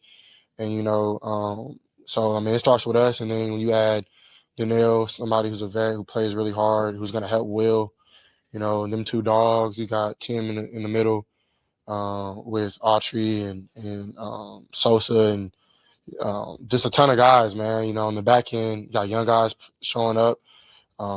Kalen's doing really well on the back end, along with Petrie and Jimmy, along with Kamari. Kamari's showing up. Sting is playing well, as y'all seen.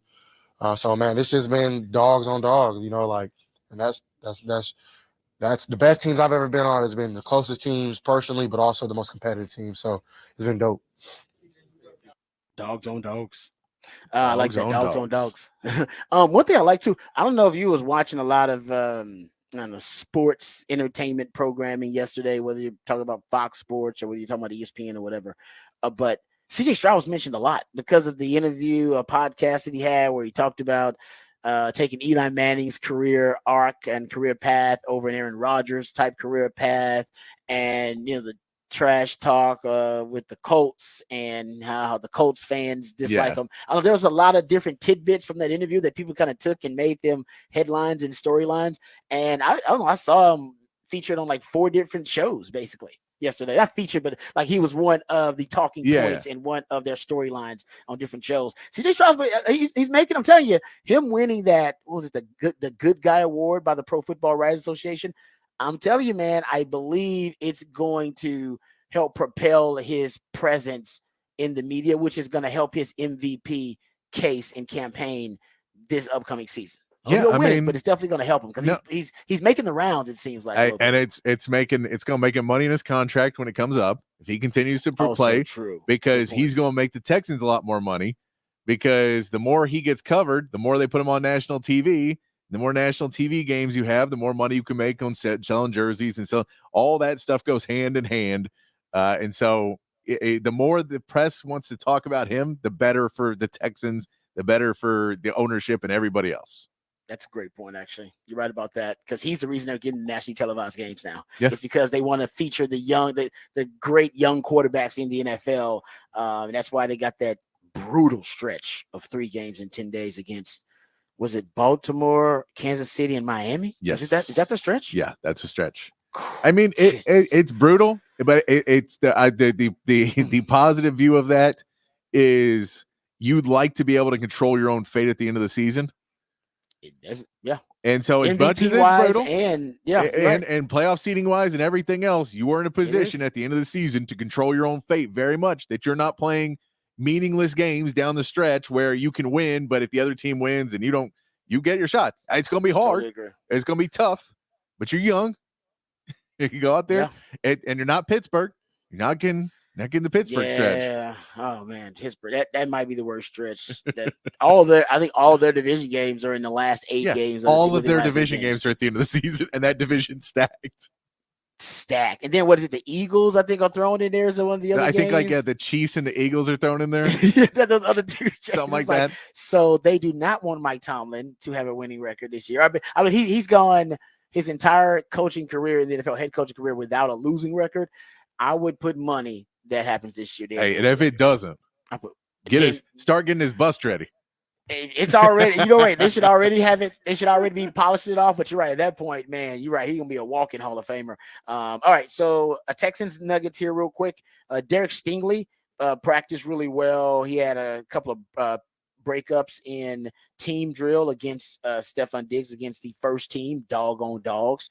Also, CJ Henderson got an interception. Remember, they're looking for a cornerback to start opposite Derek Stingley. Derek Stingley's supposed to have, a breakout year this year. Obviously prove that he's worthy of being drafted top 5, or is he top 5 or top 10 in the NFL draft? Derek Stingley? He was 2 and Sauce was 3, right? Or was he 3 and Sauce was 4? Top 5. Yeah, it was something like that. Top 5 though. Yeah, but to prove at least that he was worthy of being drafted that high, this is supposed to be a big year for him. But CJ Henderson, remember, Steven Nelson was the cornerback opposite Stingley last year. I thought he actually performed pretty well. I thought he played at a really high level, one of the best bump and run corners in the NFL last year, but he's still a free agent. Nobody's even signed that dude yet. I wonder why the Texans don't just re-sign him. There's a lot of guys like that. There's the secondary right now. Everybody's waiting to get through camp and see what they need, I guess. Yeah, you're right, because a lot of good DB safeties too that have yet to be claimed from free agency. But the Texans went out and traded for CJ Henderson and Jeffrey Okudah, and CJ Henderson's already making plays, got an interception and a PBU in the mini camp for the Texans. So also John Mechie is over his issues. Maybe he's had some medical issues in his career, battled cancer early on in his career. He has also shown up at practice and looked good. When CJ Stroud was asked about the wide receivers, he mentioned that he believes we got 5 ones, like basically number 1 wide receivers. So I'm assuming he's talking about Tank Dell, Stephon Diggs, Nico Collins. Is Mechie in there? Mechie and Noah Brown? And I think Noah Brown is definitely the other one. Yeah, but I would guess about. I saw a report that Mechie, they said his quick, like his first step was back. That they were like, his burst is back. The what he did at Alabama, what made him a pick, has been gone for a couple of years because of dealing with leukemia and dealing with everything. Yeah. So that they said that looked like it was back this year, which is a good sign that if he has that explosiveness again and can get out of breaks and get past guys, then you'll get back in the rotation. Yeah, no, I'm with you. That could be, because I just assumed that they were going to keep him there, and I didn't assume that he would make an impact at all. But if he can make an impact in that wide receiving core too, in addition to bringing in Stephon Diggs and Noah Brown still with that group as kind of veteran backups, that's one of the more impressive wide receiver rooms in the NFL. If they can stay healthy, that's a big part of it too. CJ Stroud's leadership apparently is also really impressive. He's been thriving in the leadership role with the Texans in his second year. Here's from Tank Dell describing his leadership. He says that basically CJ Stroud, he definitely stepped into that leadership role way more than he did last year. Last year, don't get me wrong, he was a great leader, but now you can see it. Like any miscues at practice, he's on us. Like that. Any miscues, he's already on it. And he talked about how voluminous the playbook was when he first got there, and he's a little bit intimidated by the playbook, he said, when he first got there, and it took him a while to master it. So this is a young guy that just is learning to master the playbooks. He talked about it took him a while because he said it wasn't comfortable, the lingo, the language, hearing the plays in the huddle as opposed to getting them from the sideline, all that kind of stuff. So he said that was an acclimation period for him. So he had one of the greatest rookie seasons ever for a quarterback, and he's admitted that he was a bit uncomfortable, that he wasn't totally comfortable with the transition with the playbook and calling the plays and just how wordy the language was. But now that awkwardness is no longer going to be an issue for him. And on top of that, his leadership role, he knows now that, as a rookie, it's hard, even as a quarterback, to flourish in a leadership role. But now he knows it's his team, and he's proven himself. He's earned the trust of the locker room. It is reasonable to believe that he takes a huge step this year, considering the injuries that were around him last year, and now his comfort level on the team, in the locker room, and within that offense. Man, the sky's the limit for CJ Stroud. And it says here that DeMeco Ryans has been testing him more as a quarterback. Basically, DeMeco Ryans will play games with disguising the defense, trying to He's basically trying to throw off CJ Stroud. It says here, Stroud gave me some examples of Ryan mixing it up on him in practice, starting too high, go to 1, go back to 2, motion like it's man, but go to cover 2, all that stuff to keep me true and honest. So he's getting intellectually stimulated by D'Amico Ryans. They're playing games. I love it. I love that. And Al Shair Aziz, he is the linebacker that he was referring to, who was the basically the quarterback of the defense. He was the linebacker that came from Tennessee, the Texans signed. So he's the guy. I'm assuming because he'll be wearing the green dot too, which is the helmet communication for the defense. I think he'll probably be wearing that green dot, and he'll be delivering the plays to the defense. So I don't think. I mean, they could do that with Jimmy Ward. I think it'll be Al Shair Aziz. Yeah, because I think he'll be on the field more too. Jimmy Ward just wasn't on the field enough. Yeah, because he played the nickel, and sometimes they would go base and they would take him off the field. Yeah. So yeah, it'll be Al Shair Aziz who's wearing it. All right. Okay, there you go. We'll come back. We'll get into what the stats on the other side. We'll give you some stats from the sports world, even some from beyond. All of that and more in return right here on the Rodcast, featuring Patrick Davis and lifetime Longhorn Rod Babers coming back on the horn.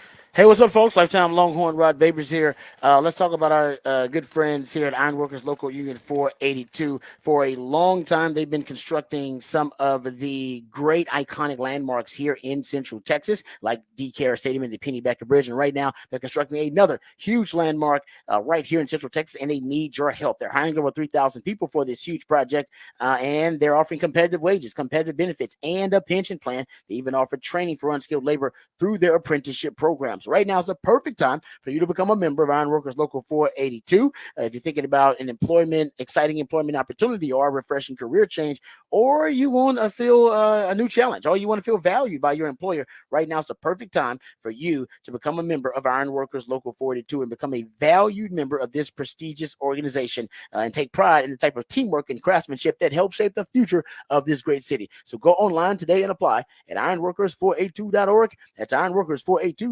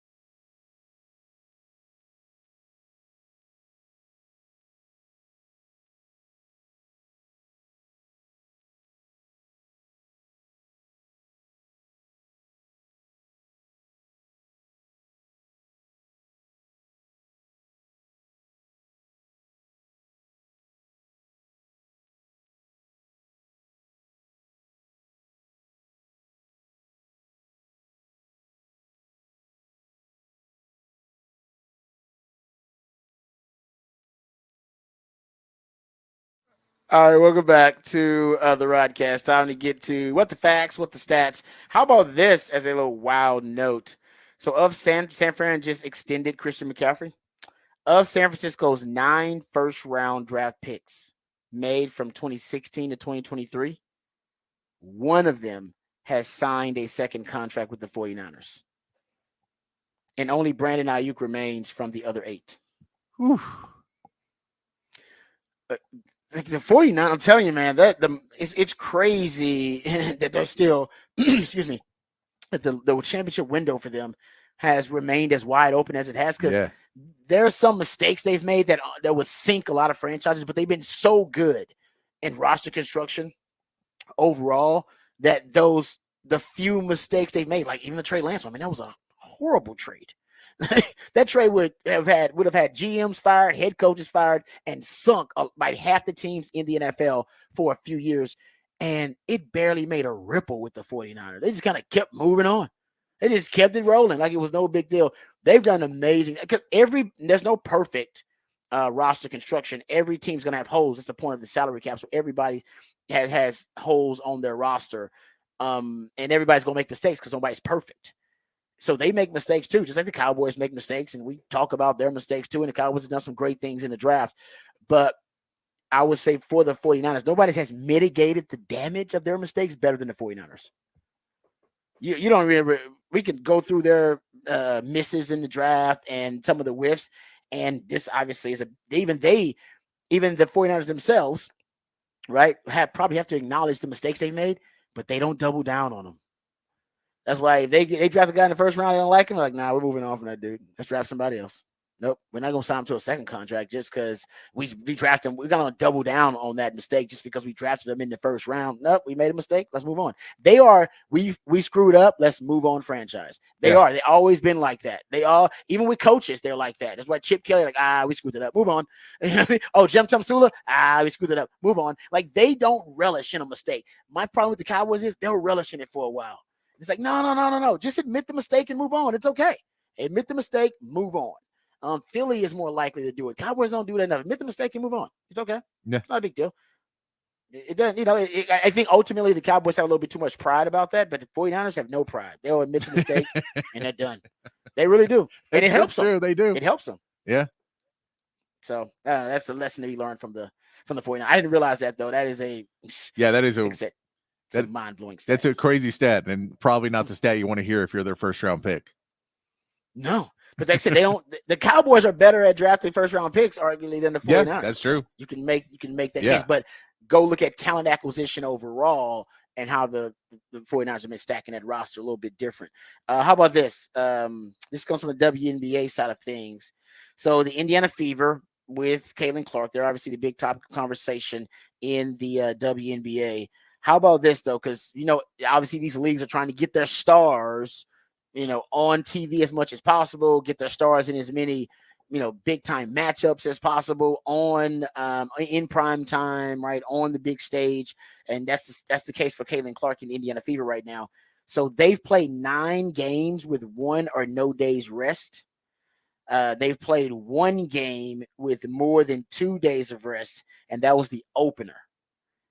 And no other team is close. I think the Liberty have had 6 such games with 1 or no days rest, and the Fever have had 9 of them so far, and it's going to get worse throughout the season because everybody wants to see Caitlin Clark. So it's like, man, we got to put her out there.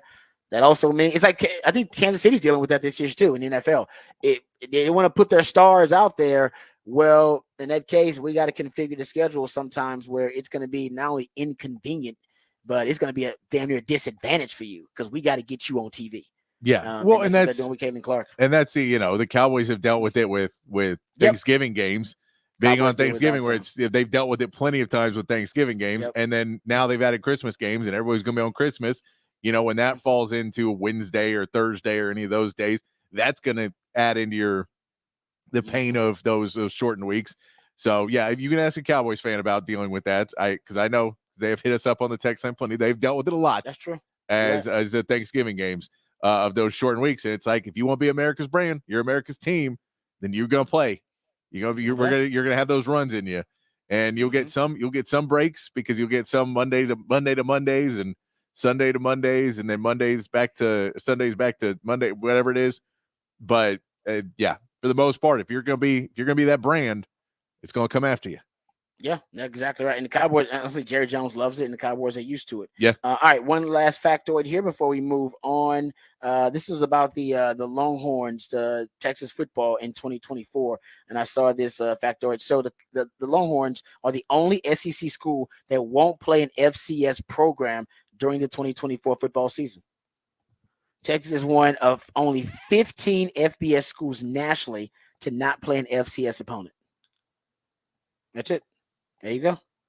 They only SEC school that won't play an FCS program during their 2024 season. So get up for Texas. Not taking the easy route.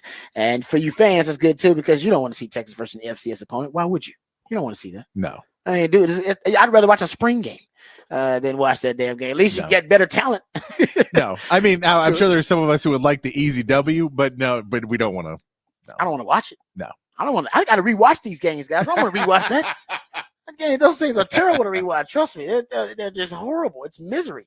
All right, the good stuff there. We come back. We'll discuss NBA. How does LeBron James feel about the new mature Kyrie Irving? We'll play that audio for you. We'll talk Mavs, and we'll also talk Celtics NBA Finals starting up tomorrow. We'll start to preview this thing on the precipice of starting the NBA Finals. We'll do that on the other side right here on the Rodcast featuring Patrick Davis. I'm lifetime Longhorn. Rod Davis coming back on the horn.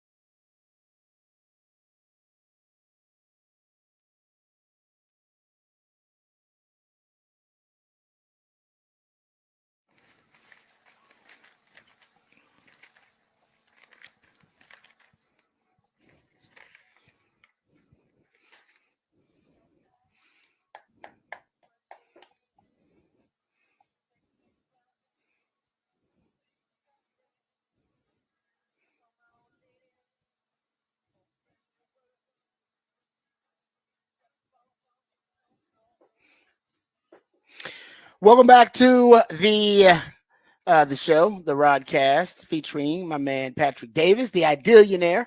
And because of his great ideas, he comes up with all the musically themed days of the week. And today is a One Artist Wednesday, and that's when he goes deep down the rabbit hole into the catalog of one specific artist or group or band. And today it is the late great Prince. That is the focus of a One Artist Wednesday. So thank you to Patrick for that. Also, Patrick comes up with the topic for the big fat poll of the day. Patrick, let folks know what the topic is for the big fat poll of the day. Big fat poll of the day today. Who is the best sidekick in NBA history? Not talking about just the number twos on teams. We're talking about actual guys that are sidekicks, not guys that had their own MVP seasons and had their own, and were, shared responsibilities. Guys that were the number two. So Kyrie Irving is clearly the number two in Dallas to Luka Doncic.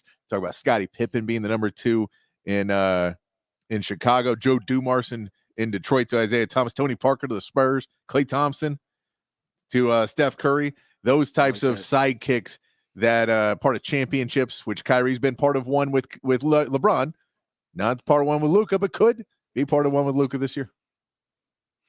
Yeah, and it's interesting, about about Kyrie, and in fact, we'll hear from LeBron James talking about his former number two and sidekick with Kyrie.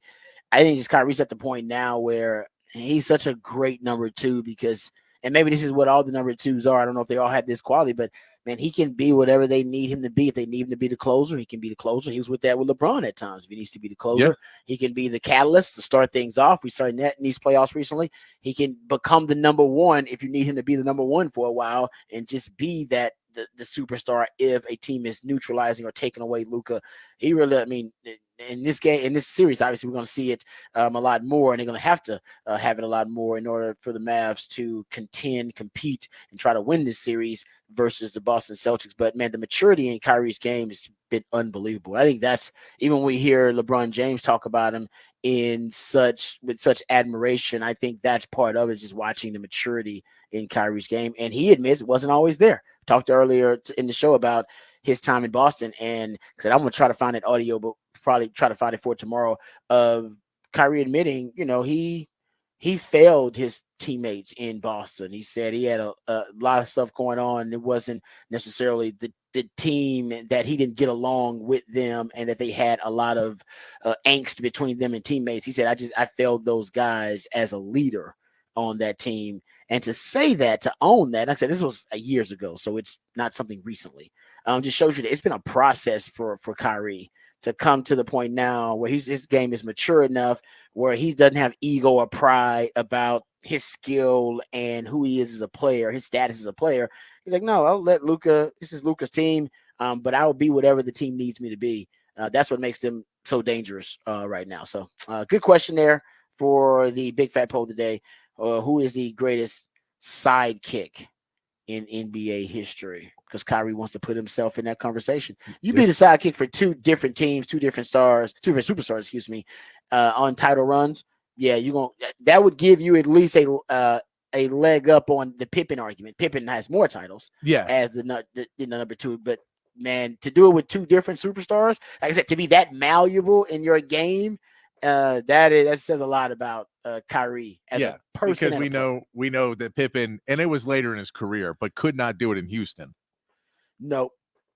Now, trust me, I remember. Nope. No, and there's stories that come out about that now, and about how unpleasant of a person he was to be around at that point in time, and how much he hated playing in those systems, and basically was the guy who would walk around and just be like, well, why don't we do it the one way? I'm good.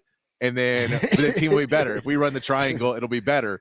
And everyone's like, well, we've won championships doing it another way. No, do it my way, and then we'll be good. And they were all just like, he's a miserable person to be around in that time.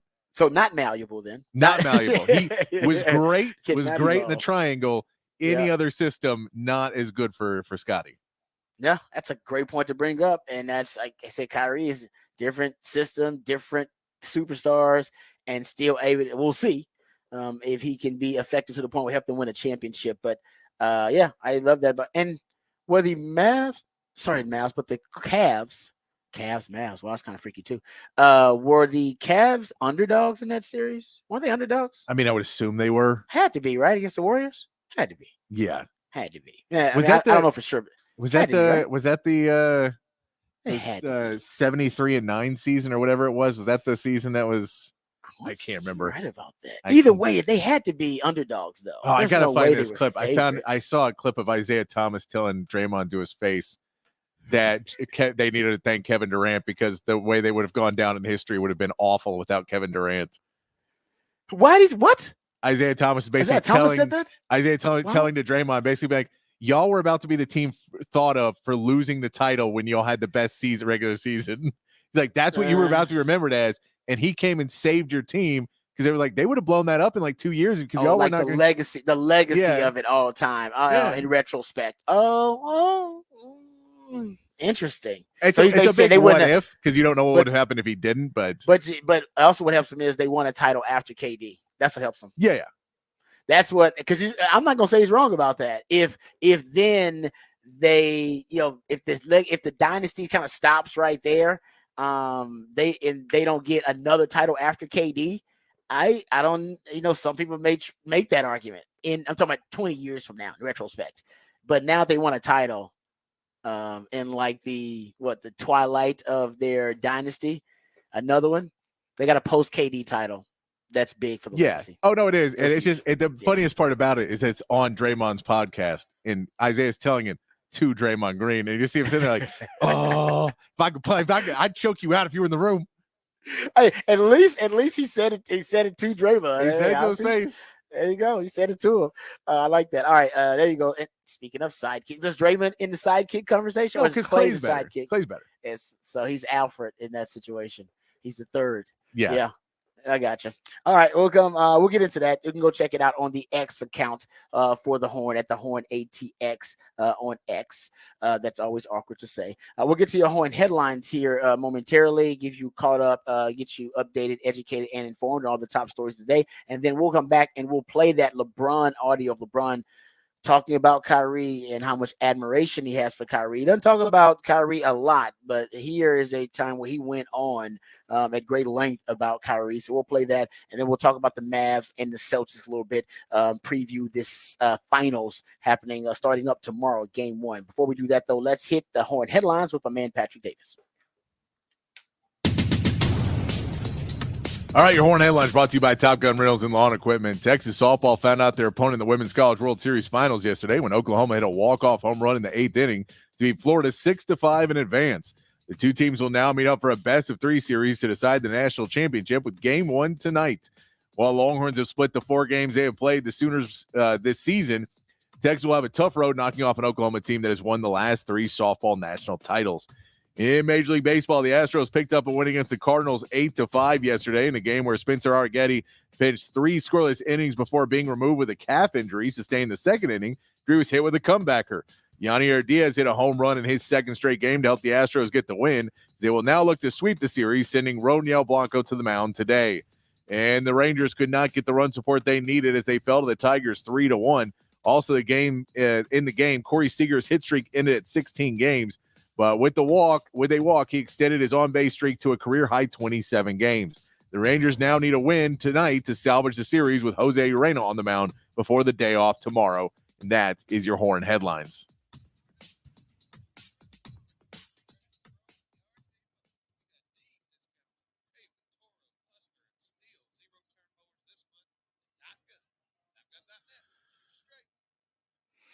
All right, thank you, Patrick, for those Horn headlines. All right, let's get to this LeBron James audio. LeBron James was on his podcast with JJ Redick, and they were talking about the NBA Finals. And it seems like JJ Redick was a little reluctant to actually get into the topic of Kyrie Irving. So he made sure he prepared LeBron for it, and then said we don't often talk about this player on the podcast, but they thought it was appropriate because he's in the NBA Finals. And then he asked LeBron James about his former teammate, Kyrie Irving. Here's what LeBron James had to say. Listen, I will call Kyrie the wizard all the time. Like, all the time. Like, there was nothing on the basketball floor that Kyrie couldn't do. And sitting here watching it, you know, I'm playing like so fucking happy and so proud and to watch him and continue his growth and whatever the case may be. And at the same time, I'm so fucking mad at the same time that I am not his running mate anymore. So I'm like, I just remember those times. And to back to what you were saying, JJ, like to have a guy like Kyrie Irving as the ultimate wild card, that's like having it's like having a draw four in your hand every time someone deals you cards in Uno. Like every single time, because he has the ability to, like you said, I saw in game one, Western Conference Finals, game one. You know, I think up until that point, I don't know the stat because I'm not writing down the stats and I don't call the games like you guys, but I think Kyrie was only averaging like 8 points in the first half, like in the second round of the playoffs. You know, he was getting 16 to 20 in the second half, but in the first half of games, you know, it was like 6 to 8. Yeah, I don't know the exact number. It was 6 to 8. Yeah. And you're like, okay, you're gonna have Kyrie in the fourth, but I need you sometimes in the first half too, brother. But like what he did in game one, it was like at the Western Conference Finals, you was like, that was like, oh, Dallas may be able to not only win the Western Conference Finals, they might be able to win the whole thing because of that wild card.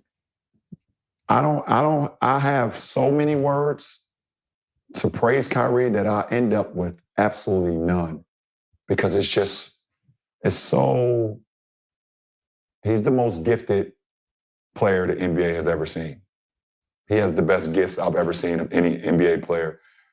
I've never seen a guy in my NBA life that feels better at times shooting with his offhand than he does with his primary hand. If Kyrie's off in a game with his right hand, he will literally go exclusively to his left hand. I've never seen nothing like that. All right, there's LeBron. Lot of praise and compliments for his former teammate Kyrie Irving. I thought the two things that were most interesting, Patrick. He admitted that, hey man, I'm jealous. I want a teammate like Kyrie Irving again. A guy that's an elite shot maker, and a guy that can, like you said, be a true number two for you. And also, he admitted toward the end, at least I don't know, it might be hyperbole, where he had said that he's the most skilled, gifted player in NBA history. Probably going a little bit overboard there, but just I think he wants everybody to know like how he feels, the amount of admiration and respect he's got for Kyrie's game overall. Yeah, no, there's definitely, he understands now too, playing with so many different players, of even a young Kyrie Irving when he was playing together, that there was things he could do and the way he could play with somebody, which is something that's very underrated. We know, LeBron dealt with that with the roster this season, that he basically got upset because they were trying to put different players in the starting lineup so their bench could be better. He was like, no, I like playing with those guys though. And Kyrie Irving is that guy that a lot of other players love to play with. And, he got to a point in Boston, and I think there was a point in Brooklyn where, because of other issues in his life, he wasn't the best teammate. You referenced that earlier, and he was somebody that maybe was more difficult to play with because he was trying to be something more, and he was trying to live up to that most talented and most gifted player. And, so he didn't become the best teammate anymore. He was trying to do his own things. And in that world, that's not him being the best player he can be. Yeah. And the best player he can be is, while he could still be a really good number one, and what his gift is being able to fill the hole of what all these, what's left over. And being able to say, what do you need? I can go do that better than anybody else can do that. Instead of, I have to figure out how to beat this team by myself every week and every night. I can do that now by being the secondary piece, which is that game one, which he just mentioned, where Kyrie came out and said, okay, I need to step up in this moment when Luke is not going to be there, and I'll step up. And all of a sudden it shifts the entire NBA Western Conference Finals, because all of a sudden the Mavs win game one when they're not expected to. And now the shift of power in Minnesota never really recovers, and it never feels like it's even really a close series that much again. After he makes that run at the beginning of the first half, you just feel like they're able to pull away and step further away from this Minnesota team.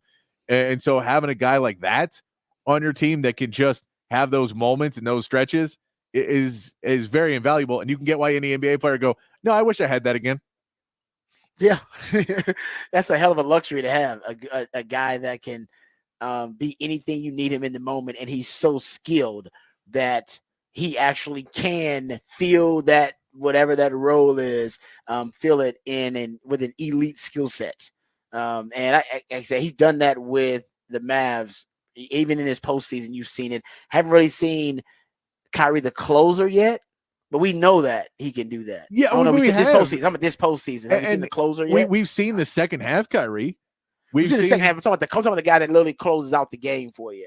Yeah, I mean, they haven't. That's been Luka's thing. They haven't. Yeah, needed him because because Luka's one of the best, if not the best player in the NBA doing that right now. Yes. So why would you change that up if you say that's the best guy?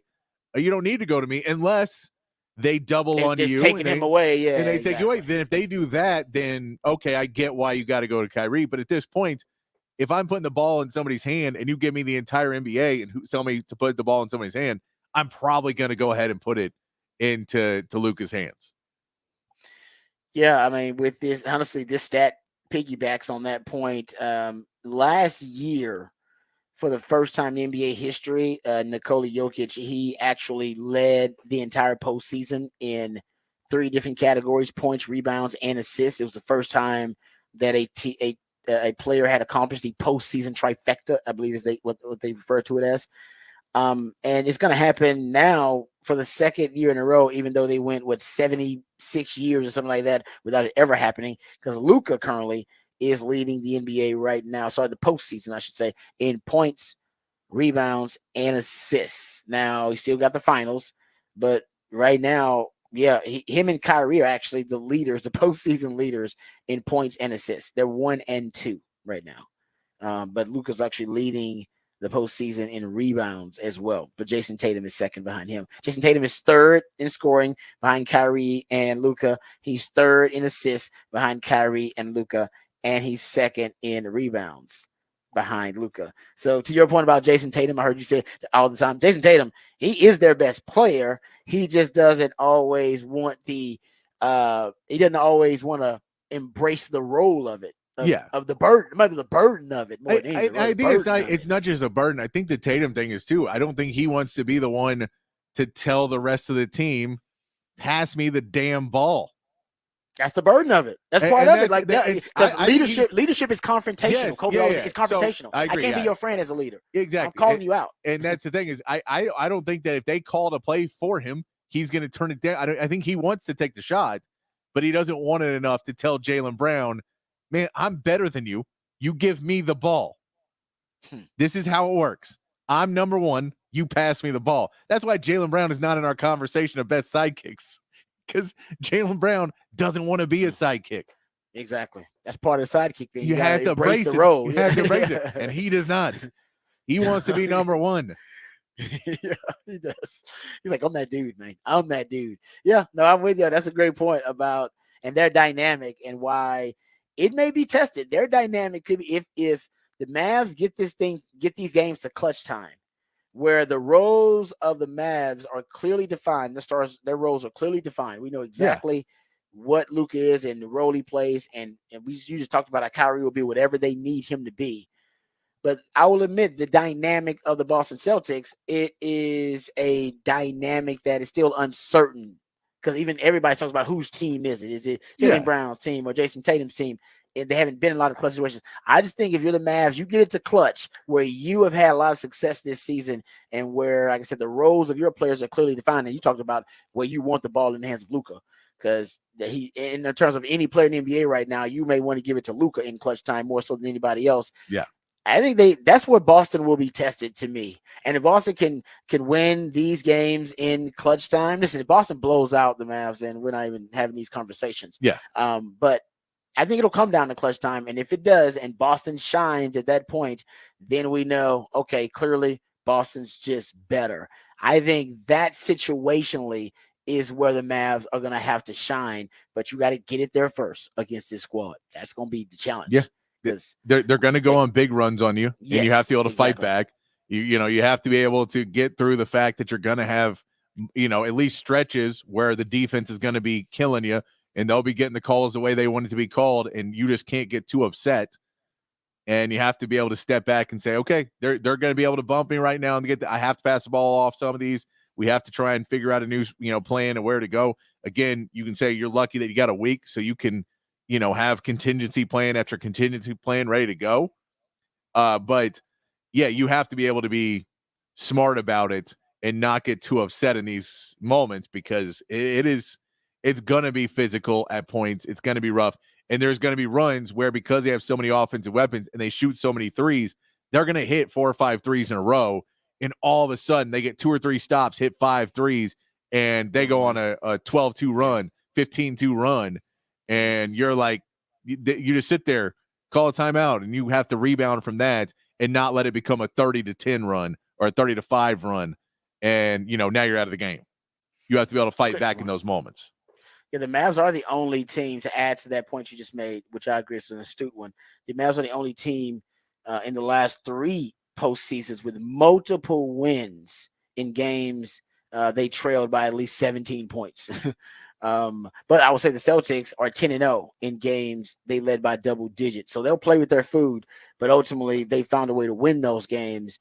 That'll be tested, because I'm with you. I think I could see Boston going on a couple of runs, getting up by double digits. Is that league going to be safe, or do they get distracted, or do we see a different focus with the Celtics? And also, add to your 3-point comment there, the Mavs right now, and I went and looked at it, had in my notes here. Yeah, the Mavs have their opponents right now currently shooting 36% from 3-point range. That's the best 3-point defense in the playoffs. Boston, they don't live and die by the 3, but it is a big part of their offense. They led the league all season in 3-pointers taken and made, and they hit them at the second best percentage in the league. If you can get Boston at least inconsistent behind 3-point range, behind the 3-point line, that can be big. So 3-point defense and the 3-point efficiency of the Celtics going to be big in this series, like a lot of things, but that's going to be big. One question before we get to the break here: what player behind the 2 dynamic duos are most important for each team after the dynamic duos? After Kyrie and Luka, who's the third most important player in the series for the Mavs? Behind the Jays, who's the third most important player for the Celtics? I mean, I would probably say Derek Lively's close, but I'm probably going to go PJ Washington on the fact that he's going to have to guard Jason Tatum. So on both ends of the court, I'm going to say PJ Washington, because they need him to be able to score some for them. When he scores, that team's just a lot better. Derek Lively is going to be hugely important in this series as well. So it's between the 2 of those guys, what they're able to do. But I'd say I'll give the edge to PJ, because he's going to have to guard Jason Tatum. And then on the other side, I mean, it's probably Drew Holiday, but it's either Holiday or Derek White in the sense of, who's going to be guarding Luka the most, and how can they guard Luka, and then what can you contribute offensively while you're still guarding? Yeah, no, that's good. Yeah, about the Drew Holiday. Luka has gone on the record to say he believes he's the best perimeter defender in the NBA. We'll see how he holds up. But Derek White has had a lot of success going up against Kyrie. I brought that up yesterday. Yeah. And Kyrie has struggled a little bit. Kyrie, I believe, is 0-10 in his last 10 games versus the Celtics, his old team. So that is something I'm sure he'll be looking to exercise in these finals. All right, we'll talk a lot about the NBA finals tomorrow, of course, because that's when game 1 starts. So we'll get to some Texas football conversation on the other side, go behind the burnt orange curtain here, and talk about Quinn Ewers. There's a tweet from a senior bowl executive, that implies that we're not giving Quinn Ewers enough love. I think I know why that may be the case. And I think he's not talking about fans. I think he may be talking about scouts. Yeah. I think he may be talking about what he's hearing from NFL scouts. And then he's putting that out there. So we'll read that tweet, and I'll tell you why NFL scouts may not be as high on Quinn as they should be, and what he needs to do this season to improve that draft stock of his. We'll discuss that on the other side. All that and more right here on the Rodcast featuring Patrick Davis on Lifetime Longhorn. Rod Babers coming back on the horn.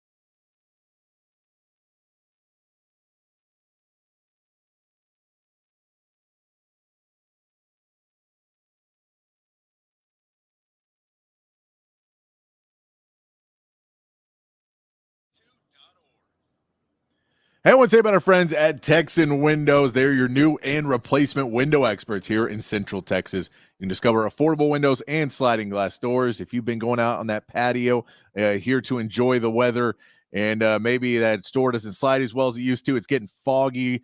If it's not looking the way you want it to, you can check out new sliding glass doors at Texan Windows. Or if you just want to update your curb appeal and the look of your home, what you're looking at when you're starting to look out on these beautiful summer days here in Texas, when you're spending a little bit of time inside because it's air conditioned, you want to look out some beautiful windows, you want to get the best looking windows, and you can get those from Texan Windows. But it's not just about the looks. Not just about the looks, all about functionality as well. Some of you guys out there have old windows, because I have some old windows in our house. Sometimes they're very difficult to get those things to open. Can be hard. You can have condensation inside your windows, or in the morning that would mean that your windows are not properly insulated. That's just another advantage you get with brand new windows from Texas Windows. But also you get to save money. You save money on your annual energy bills with energy efficient windows from Texas Windows, because all their windows come with argon-filled double pane low E glass to keep your home cool during those hot Texas summer days, which are fast approaching, and to keep your house warm in those winter months as well. Replacement windows can help with energy efficiency, which will save you money. Think about what you could do with all that extra money. I'm a baller on the budget, so for me, I'm always looking to save $1 or $2. But also, you can personalize and child-proof your window design as well. I got an 8-month-old in my house, so with child-proof and everything, windows are a big part of that. You're talking about the safety of your most important assets, which are your home and your family. Brand new windows from Texan Windows can help you keep your family safe. And my friend Patrick will let you know exactly how you can get in touch with our friends from Texan Windows. Yeah, you can hit up Texan Windows at TexanWindows.com, or you can call them 855-55-TEXAN. Get a hassle-free estimate by email or over the phone. Or you can just stop by their showroom, get a new one in Buda, or check out the one in Fort Worth and see their in-stock window selection. That's TexanWindows.com. Texan Windows, your Central Texas window experts.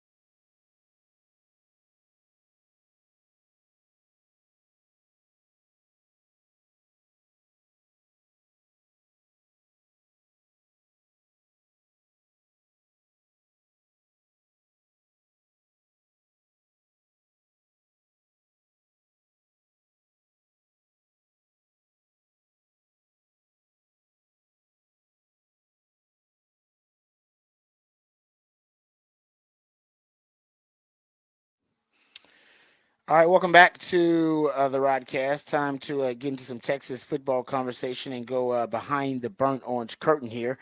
I want to get into a little conversation about Quinn Ewers. I saw one of the Senior Bowl officials, director of football operations, player personnel executive for the Shrine Bowl, and he's a scout. And he tweeted out earlier this week a tweet about Quinn Ewers. Here it is. He says, despite all of his college success, especially after this past season, people still seem to be underrating Quinn Ewers. He has all the talent and potential to be first overall pick worthy by season's end. By the end of the season, he'll be a 21-year-old prospect with nearly 40 career starts in college. Among FBS quarterbacks last year returning to school, Quinn Ewers was top 5 in lowest turnover-worthy plays, adjusted completion percentage on 10-plus yard throws, touchdown-interception ratio on 10-plus yard throws, and completion percentage under pressure.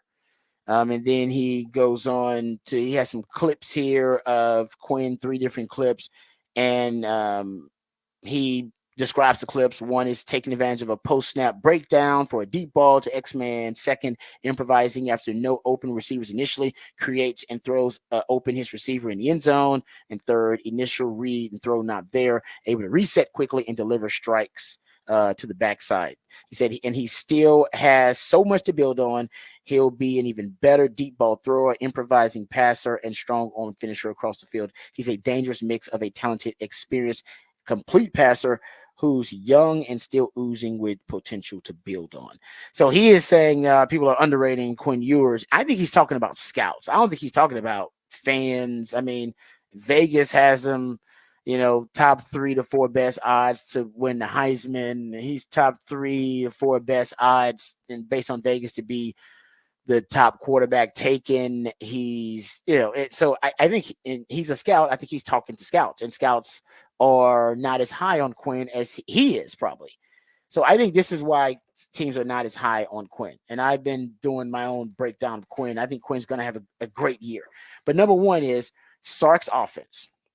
Sark's offense is extremely quarterback friendly because it is a deception-based offense. At least 65 to 70% of Sark's offense are play action passes, RPOs, and screens. And those are cheat codes, if you will, that often help quarterbacks. They can be considered crutches for quarterbacks. I think they're just cheat codes that help your quarterback maximize your quarterback skill set. But every quarterback across the board, NFL or college, probably high school as well. I just haven't studied high school. Their numbers improve with play action pass. Their numbers improve with RPOs across the board. So, and Quinn's no different.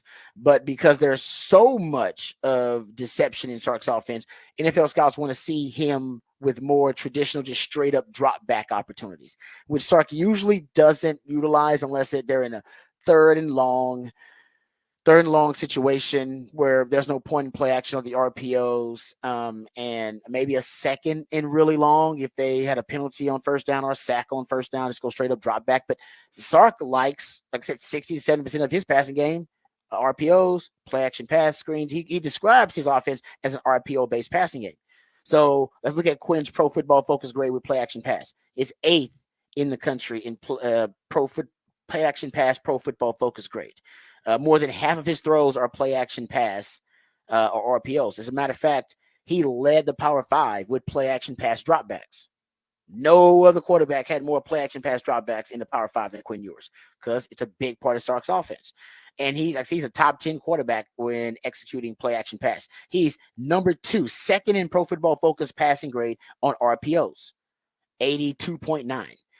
But on non-play action pass throws, his Pro Football Focus passing grade drops to 83rd in the country. So he goes from being a top 10 quarterback using these cheat codes and these deceptive tactics with Sark. He's just going straight drop back. He's not as effective. That's what they want to see from Quinn. They want to see straight drop back situations. So that's going to be a big part of what I think Sark utilizes more of this year. Just for Quinn, more for Quinn's draft stock, more than anything, a lot more straight dropbacks for Quinn because he should be more comfortable in offense. He's a 3-year veteran now. He should be ready to still slice up teams because he knows the system. He knows where his fail safes within the offense are going to be, even on straight dropbacks without the deception. So that's number one. They want to see more straight dropbacks from him. They want to see consistency in his playing, basically playing to a standard. And what I mean by that is, in big games, you get the best of Quinn. You get the best of Quinn. His two of his biggest games of his career are also two of his highest graded games versus Bama and Washington. You're talking about a 90 grade and an 81 grade. Had 6 big-time throws, 0 turnover-worthy plays in those games. Think about even the Oklahoma game. I know he had that tough first quarter to start out with, but other than that, man, he was great. He's really big, even when he got hurt in the Alabama game in 2022. He's big, and he plays well in big games. Problem is, he's inconsistent. So he had 2 of his highest-graded games of his career are both of the Bama games and that Washington Sugar Bowl, big games. But 2 of his lowest graded games by Pro Football Focus are Wyoming and Rice from last year, 66 and a 53. Why the hell do you have a 53 grade versus Rice and Wyoming? And we all agree he was really inconsistent. Right after going to Tuscaloosa and just picking apart Alabama and Nick Saban, and then came home to Wyoming and Wyoming giving him the business. Like, what? That don't make no damn sense. So that's also what they want to see, more consistency from him.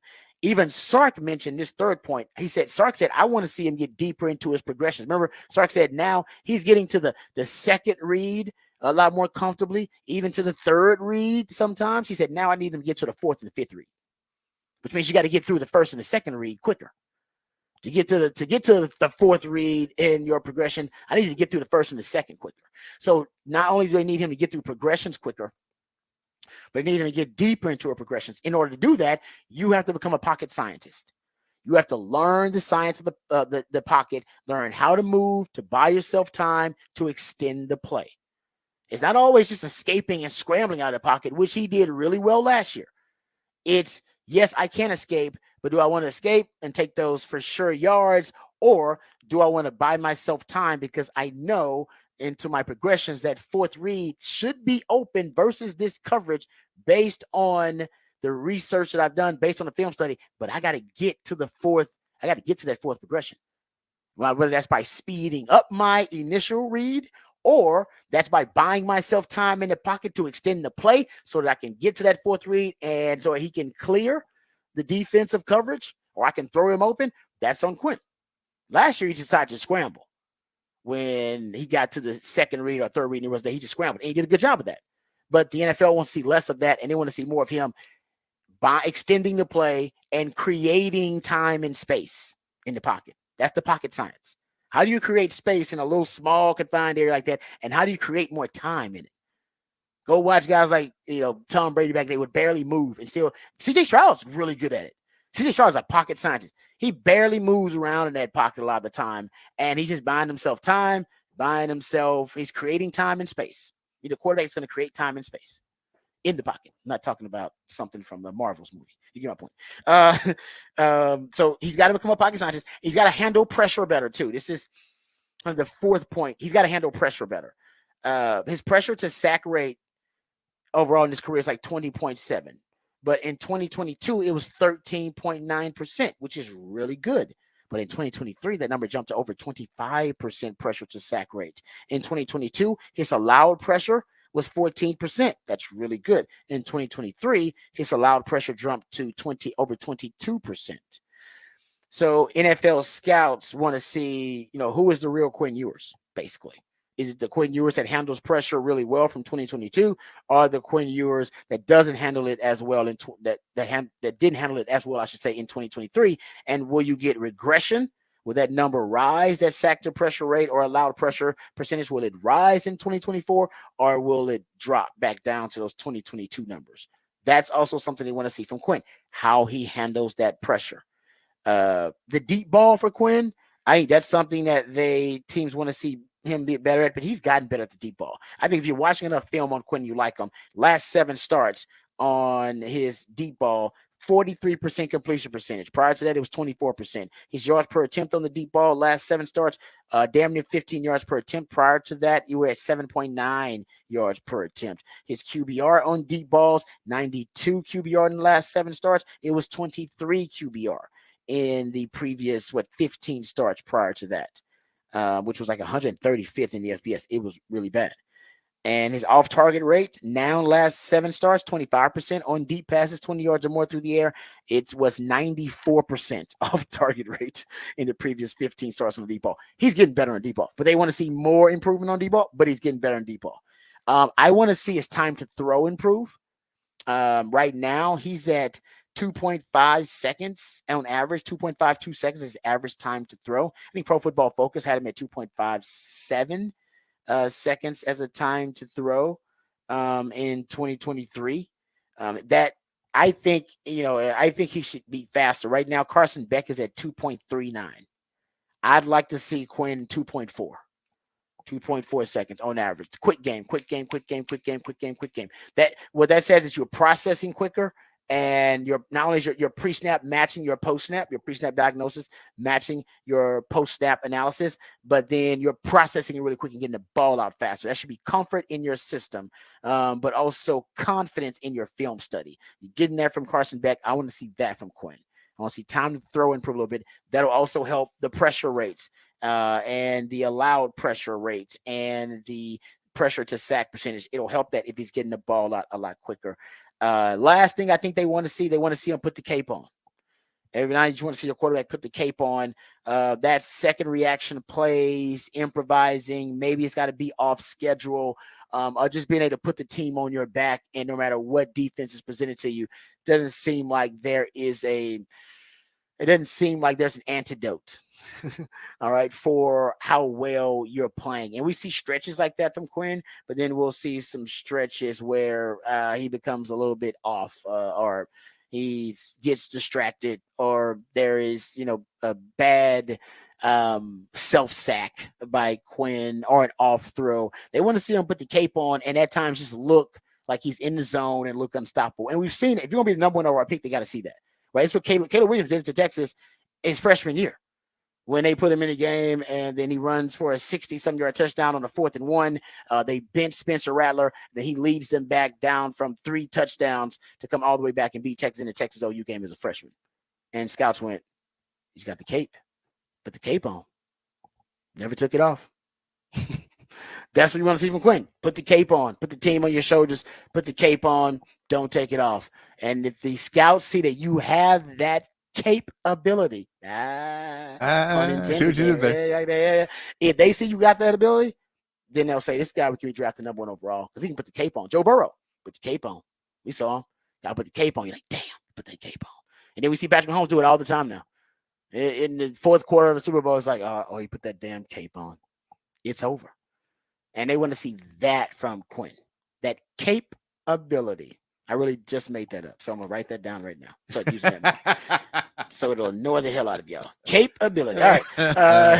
All right, we come back. We'll get into Off the Record on the other side. Wacky stories from the sports world or beyond the sports world right here on the Rodcast, featuring Patrick Davis. I'm lifetime Longhorn. Rod Davis coming back on the horn.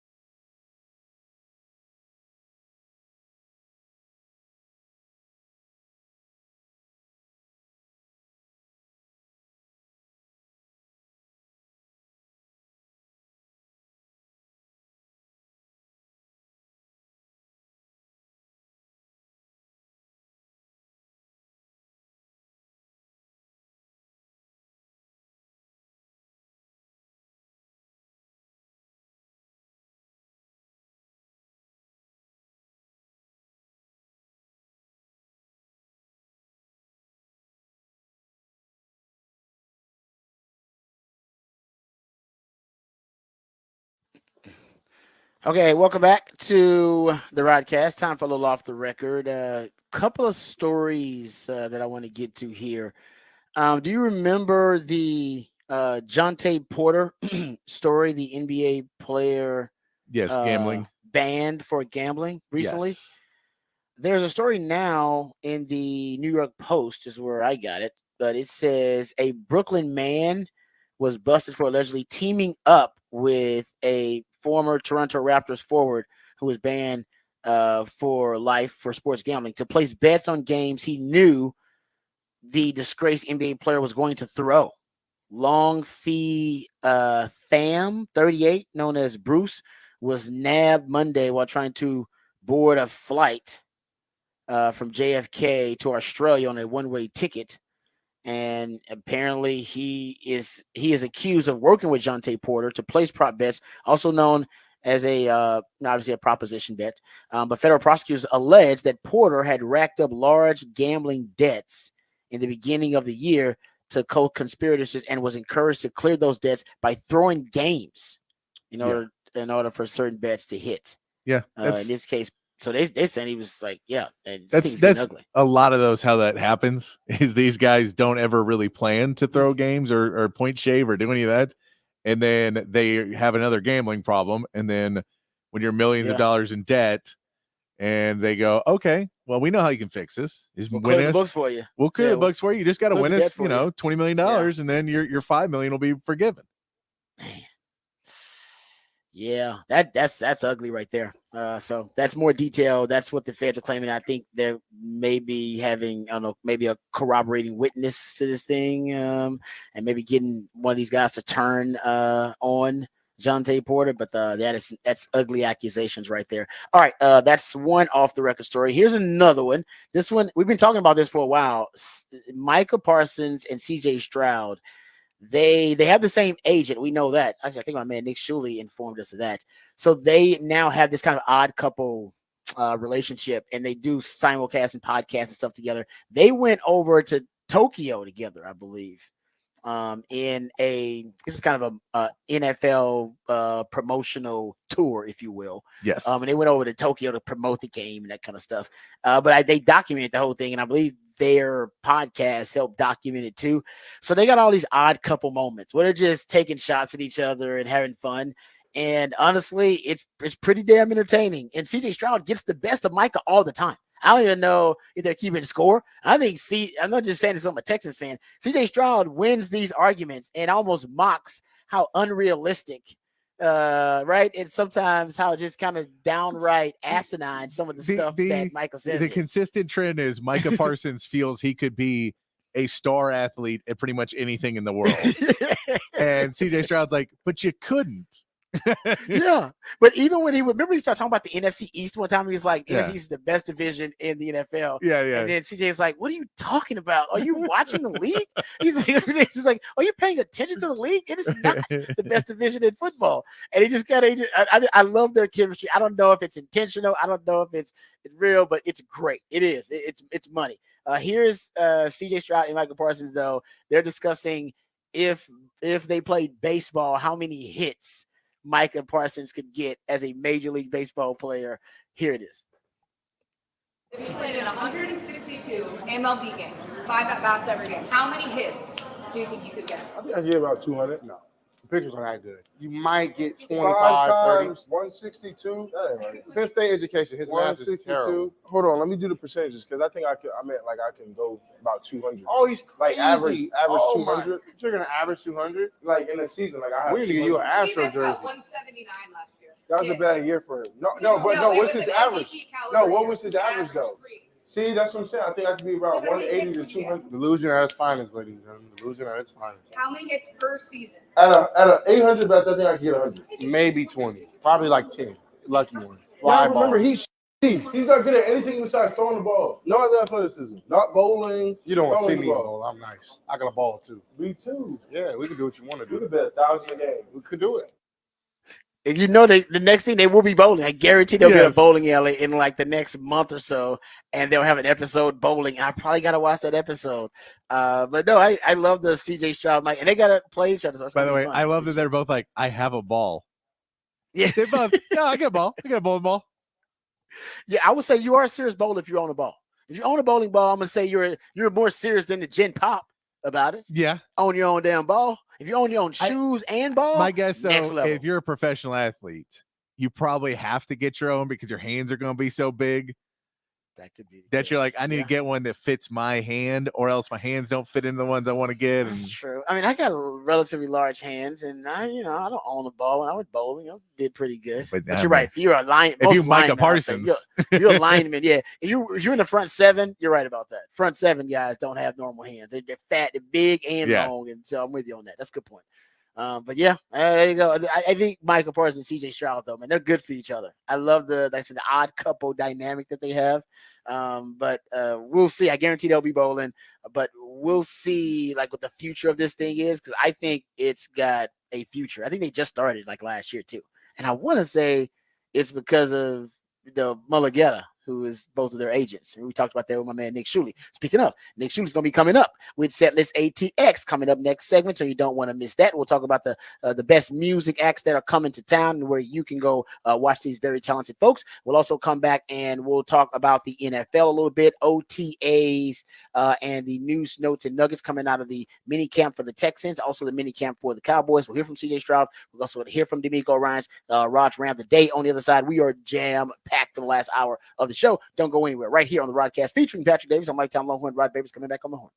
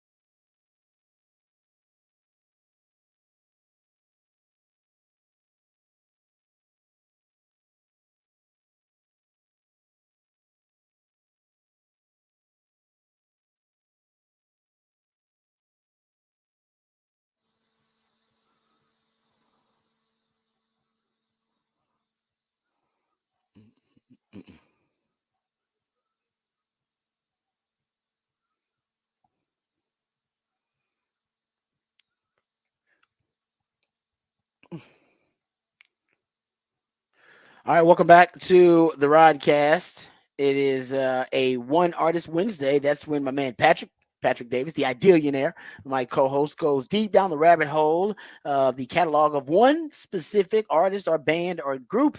And today, that artist is the late great Prince, is the focus of One Artist Wednesday. So we appreciate my man Patrick and all of his hard work. We'll also get to Nick Shuley and Setlist ATX here after we get to the Horn headlines, and then we'll dive into some NFL news, notes, and nuggets. Not training camp. I wish it was training camp. Mini camp, OTA news, notes, and nuggets from the Cowboys and also from the Texans. We'll hear from Texans head coach DeMeco Ryans. Also hear from CJ Stroud. Rod's rant of the day. We'll get to that too coming up a little bit later on in this segment or in this hour if we have to push it back. We also have the topic for the big fat poll of the day. Don't want to forget about that. Patrick, now it is posted, I believe, on X as well. You can go check it out there. Patrick, let the people know what the topic is for the big fat poll of the day. Big fat poll of the day. Who is the best sidekick in NBA history? And Scottie Pippen run away with it, which we figured he would. Kyrie's actually coming in fourth right now. Ooh, no love for Kyrie.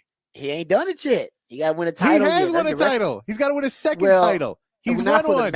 Not for the Mavs. I get that, but he has won a title as a sidekick. I think we were hoping that the Mavs fans were going to boost him in this voting. And I think after he wins a title for them, if he wins a title for them, if he wins a title, then I think you'll get a different. You'll get more vote for that. So maybe we'll ask it again. If they win. No, but listen, he won this because he did. Yes, he won a title as a sidekick, but he did it for one of the most hated superstars in NBA history in LeBron James. He did. And, one of the more polarizing ones in LeBron James. So even that was, most NBA fans, I would say most, I would say half of them were rooting against the Cavs. Yeah. To win that title. No, I'm just saying Scottie Pippen at points may be somewhat overrated in the grand scheme of the NBA. No, because Pippen? Just saying he can't play in any other system. He does one thing very well, and he did it very well. But let's not pretend that Scottie Pippen would have been a number one on any other team. Because when Michael Jordan left, that Bulls team wasn't winning anything. I'm surprised Tony Parker didn't get more love. I know he's getting some, but Tony Parker, he was never going to be number one either. None of these guys would have been. Kyrie's probably the closest guy who would have been a number one on another team, and we saw he couldn't pull it off.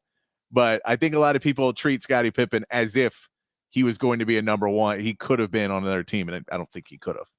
Yeah, no, because he couldn't be a number one on the Bulls without Michael Jordan. That didn't work out. No.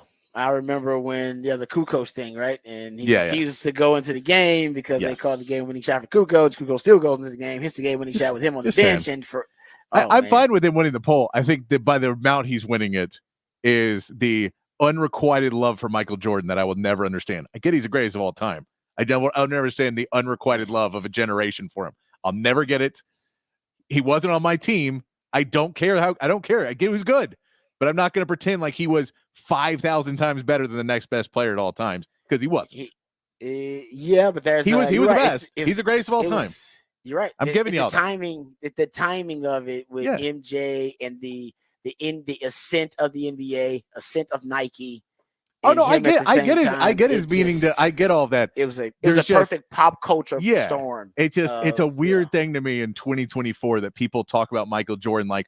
Well, no, actually, they were playing with peach baskets, and Michael Jordan came in. He was actually the first player to ever dribble a basketball. Did you know that? Before that, they just passed. They don't even knew what to do. It's just a weird, the love for him it's insane. And I get if you love him, you love him. But I grew up loving basketball, and so he was the enemy, not the guy I cared. Yeah. I was never that guy. It was so I figured there would be more people that loved basketball or watched basketball growing up that weren't just going to be fair weather fans and be like, I love Michael and screw everybody else. That's why I'm thankful for the LeBron MJ debate. Think about before that, you couldn't even have a debate about MJ. Yeah. But prior to that, sports fans wouldn't even let you have a debate about MJ. Now, at least we can have a debate about MJ because of LeBron. Before that, there was no debate. His sainthood could not even be questioned. It was beyond reproach. And it's now we can at least have the conversation about, LeBron James and his legacy, and he's done some things that MJ couldn't do, and then MJ's game. And it's just, if And one thing that also helped MJ too, man, he didn't have to deal with social media. He didn't have to deal with the data science revolution of us diving deep into your game. Like, yes, you know what I mean? The analytics and then analyzing it from every perspective. MJ didn't deal with that. We just kind of watched MJ. MJ was an eye test guy. Like, ooh, eye test. He's great. He's awesome all the time. Never missed any game-winning shots. Always was clutch all the time. In every situation, it's like, well, no, I just, it's not. It's just, it's a weird thing that I won't, like, there's probably 10 players in NBA history that could say F them kids and people would applaud them for it. And everyone else would be chastised and ruined of why are we allowing this man to be able to speak into a microphone and represent a league. And Michael Jordan says that's them kids. They're like, you're right, Mike. Them kids are a problem. Punch teammates. It's all good.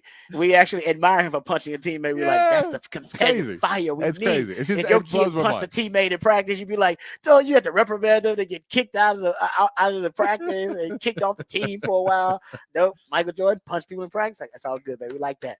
Draymond Green did it. Ain't nobody praised Draymond Green like that. Nope. That's right. It's something about it. MJ had this is how much we love MJ. And we'll end it on this note.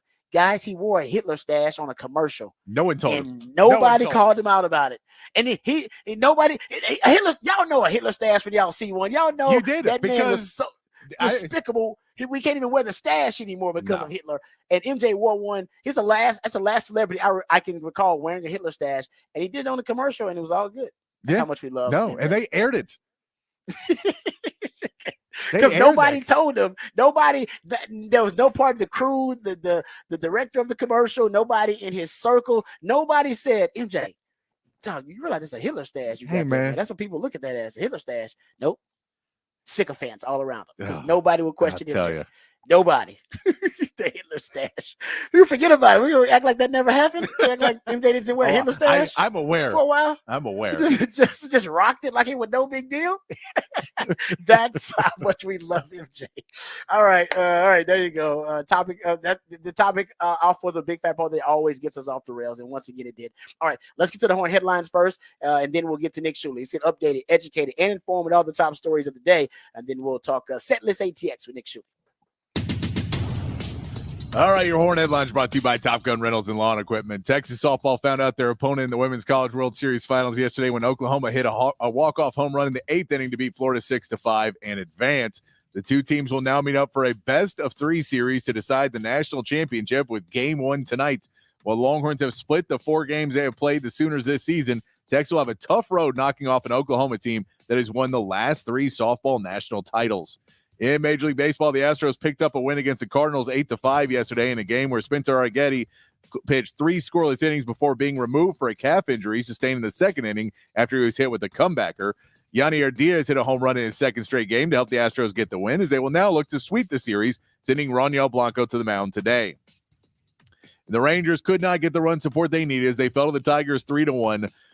In the game, Corey Seager's hit streak ended at 16 games, but with a walk, he extended his on-base streak to a career-high 27 games.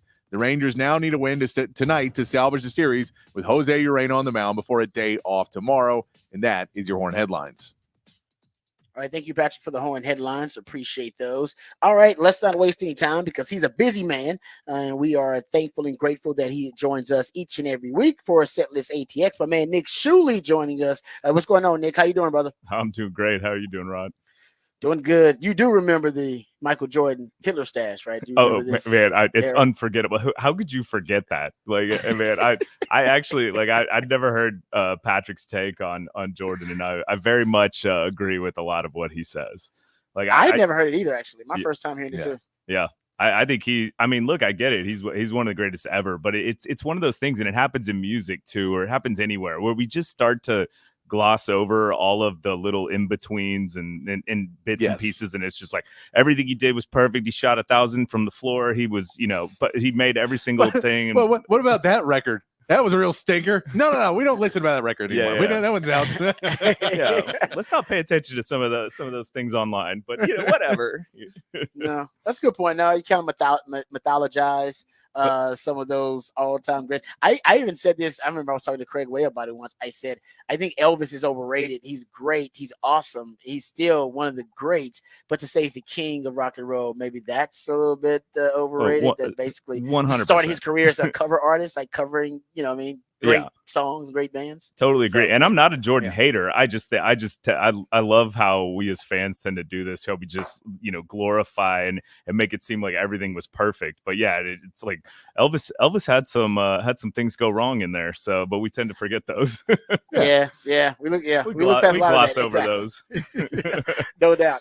All right, let's get to it. My man Nick joins us. He's a busy man, so we don't take up too much of your time. All right, Nick, you get the set list ATX ready for us each and every week, and we appreciate that. Starting today, of course, you let us know all the best musical acts that are going to be in town and where the people can go find these very talented folks. Yes, sir. Got a great indie rock show tonight at the Parish with the band From Indian Lakes. I actually researched into if they were from Indian Lakes, and I can't figure out where Indian Lakes are, so it was tough to verify. So that's what kind of research I do for this, guys. Deep dive, baby. But I failed. And then over at the 04 Center, which is a great venue, converted, or it is a church still, but they do concerts in there, and it's fantastic. Susanna Chaffel and her friends will be doing a great show tonight. And then one that I'll be at that's a really cool deal. Every year, the Health Alliance of Austin Musicians does their corporate battle of the bands, which obviously right away you're like, I don't want to go see a bunch of corporate people rock. But the amount of seriousness and practice and what goes into this, like these bands are actually pretty good. So they've got folks from PNC Bank, HEB, ABC Fest, like they got all these places have bands. And I think what a rumor I heard was that some of these bands or some of these companies started bringing in ringers, so they had to put in like rules that you couldn't, like some. There's like Willie Nelson's bagging groceries at HEB, and the next day he pops up. But, I know. I went to one of those a long time ago, and I remember that there was a band, and they were basically like, you can't win because you're a real band. Yeah, like this is not what it's supposed to be. And it was just they all worked for this like same company. And it's like some were part-time and stuff. And they're like, well, you can't, you're clearly just a real good band. That's not fair. You're good. No. But they actually worked for him though, right? Yes. So that's within the rules. Oh man, that's pretty good. They brought in ringers. I love that. That'll be over at ACL Live tonight. And it's a super fun event. They have a little auction. They have a bunch of good stuff going on there. Great to support that. And it's so important. And it's one of the great things about our city is that musicians can get access to affordable healthcare. Most musicians can't even dream of that in other towns, and so to have that here is just kind of a standard, pretty impressive. So definitely worth getting out and supporting that, especially if you need something to do tonight. Like that. And then we talked about this last week, artists that you had never heard of, but then they're playing the Moody Center. There is a band from San Bernardino, California they play a mix of a Mexican, urban, trap, and hip hop music, and they're called Fuerza Regida. And I started listening to them. It's cool. I like it a little bit, but I've got a little bit of work to do since they're already at the Moody Center. They've had a couple albums out there. I'm a little late to the train. You're not gonna sound cool to your friends when you mention it now. Man, Nick is so cultured.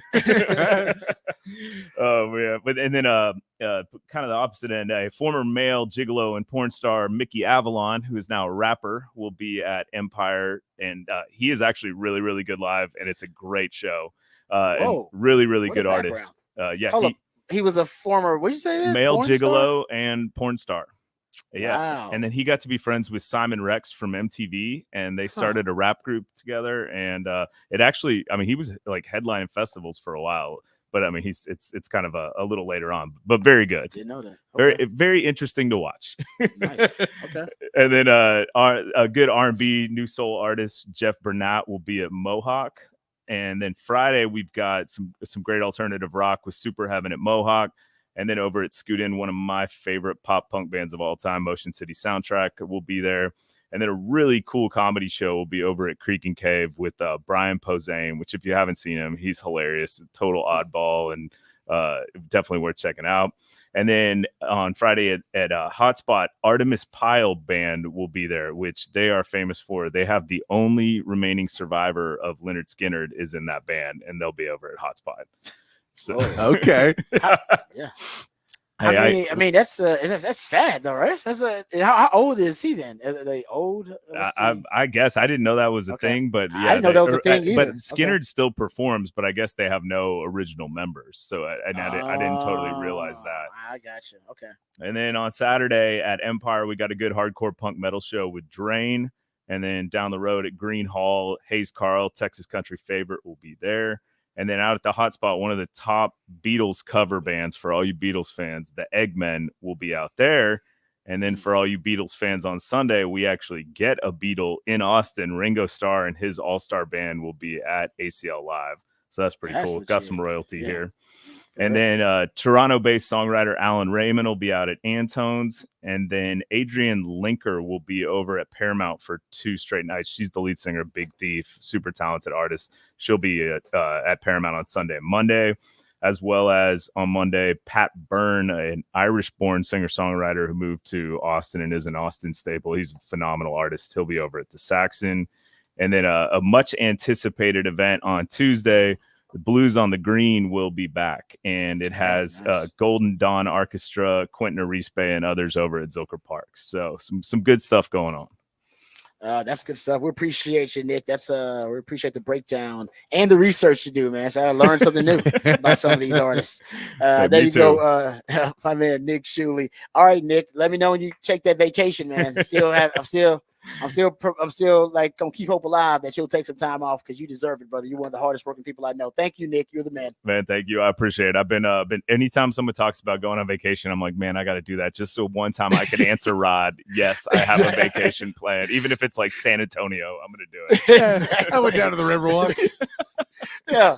Because as I said, I've been knowing Nick for a long time. Never heard him talk about vacation at all. He talks about a lot of different stuff. So I'm rooting for you. All right, Nick. Thanks, brother. We know you got stuff going on. Thank you, bro. Thanks, guys. All right, that's my man Nick Shuley. I believe you can find him via Nick Shuley in all of the social media platforms, whether it be on the gram or whether that be on X as well. Okay, let's. I think we have time to get to, you know what? Let's get to Rod's rant. We can do Rod's rant, and then we'll make the updates from minicamp and from OTAs part of Rod's rant, and then we can just continue that next segment. So let's get to Rod's rant of the day.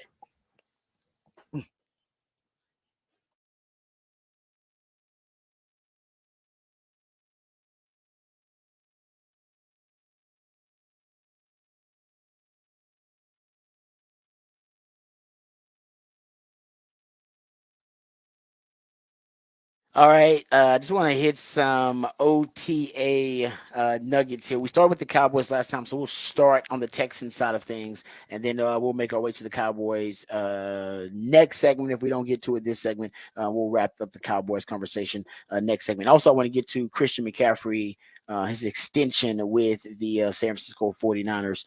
All right, so let's get to the Texans OTA updates from training camp, and then we'll play some D'Amico Ryan sound here. But one of the things that has stood out to me is that apparently there's a lot of talk about John Mechie and how good he looks for the Texans. And I think the Texans already have a really good receiving core. I mean, it's one of the better receiving cores in the NFL. I haven't even considered John Mechie as someone who's going to be a real contributor to that group. I'm not saying he isn't going to be. I haven't considered it because he's been going through so much stuff. But they claim that John Mechie looks really good, and I heard CJ talking about, how he's going to distribute the football, and he says, "Hey, I think we got 5 number ones." I thought he didn't name the 5 number ones. I thought to myself, 5 number ones. So he thinks Nico's number 1. Diggs is number 1. He loves Tank Dell. He hangs out with Tank Dell all the time, and he's the one that recommended they draft Tank Dell. And Noah Brown was really good for him, so Noah Brown's probably in that conversation. I'm thinking, so is Mechie his other guy he considers number 1? And based off the Nuggets, I got this from Jason Braddock. Shout out to him. And the way Mechie looks early on, Mechie's the guy he's talking about. It says, as y'all can see, he's running some of the best routes I've ever seen. His lateral quickness and ability to start and stop. He says that basically Mechie has looked this best that he's looked since he's been a Texan this offseason. Of course, remember he dealt with fighting cancer and has had some, of course, medical issues, recovering from that. And now that's fully behind him. Looks like Mechie's going to be a part of this receiving core too.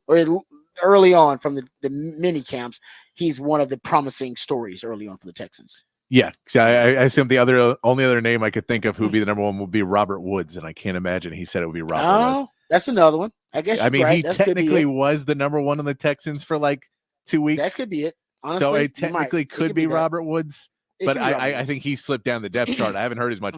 I have heard good reports about Mechie in this year's training camp. Again, we know that any player that might be trade bait to anybody, the reports are amazing this time of year, that they look like they could be Hall of Famers. But I also have heard that he's got his explosiveness back, and that he has got a lot of his burst back of something that he lost dealing with leukemia that he had when he was at Alabama.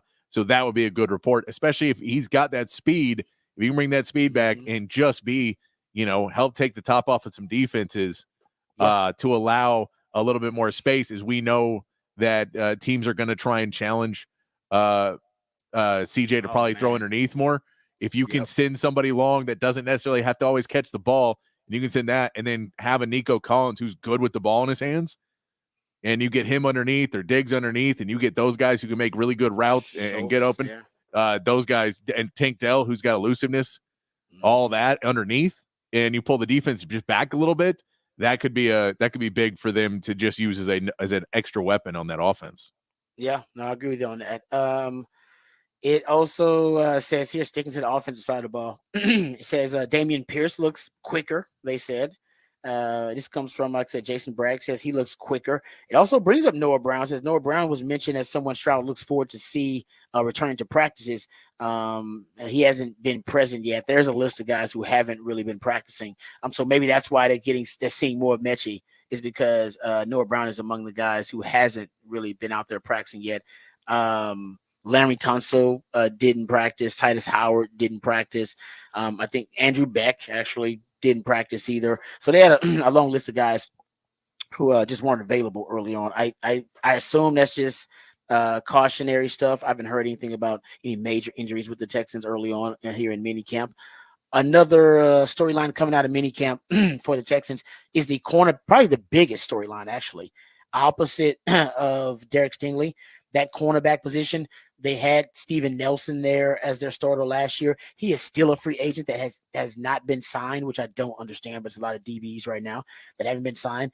But Jeffrey Okudah and CJ Henderson are the two right now corners who are battling it out to be the top corner for that cornerback spot opposite Derek Stingley. In the first week of mini camp, Derek Stingley looks really good. Apparently he's already making plays, getting pass breakups. But CJ Henderson got an interception and a couple of PBUs early on. So I imagine in the competition, maybe CJ Henderson is a little bit in the lead. And remember, we played the clip. I don't know if we played this clip yesterday, but from that podcast that CJ Stroud and Tank Dell were on, they were talking about who talks the most trash to them. And remember, they brought up CJ Henderson. Who there was CJ Henderson, they said, talked a lot of trash to them too. So apparently they were like, no, he might have that dog in him because he talks a lot of trash. Had a really high ceiling as a player. But of course, the Texans are hoping that they can kind of resuscitate his career after, being given up on. Basically, a couple of teams had given up on him as a starting cornerback for them. Texans are hoping they can revive his starter upside as a player and a really good start to a mini camp, I should say, for CJ Henderson too. So there you go. I think that's the big story for the Texans on the defensive side of the ball. Speaking of defense, let's hear from CJ Stroud, because he was asked about the defense and how the defense is matching up with this new high-powered, high-octane offense. And listen to CJ Stroud talk about how the defense and who the leaders are on the defense now, his own counterpart, how the defense now got a bunch of dogs on that side as well. Talks with me and Aziz, him being the leader of defense, I'm the leader of offense. And, playing him last year, he always showed up on tape when I watched the Titans last year. So It's cool to like see like the stuff he thinks. You can see him at my locker, me at his, or us before practice, after practice, talking about plays. And so I mean, it starts with us, and then when you add Danielle, somebody who's a vet who plays really hard, who's going to help Will. And them two dogs. You got Tim in the middle with Autry and Sosa and just a ton of guys, man. On the back end, you got young guys showing up. Kaylin's doing really well on the back end, along with Petrie and Jimmy, along with Kamari. Kamari's showing up. Sting is playing well, as y'all seen.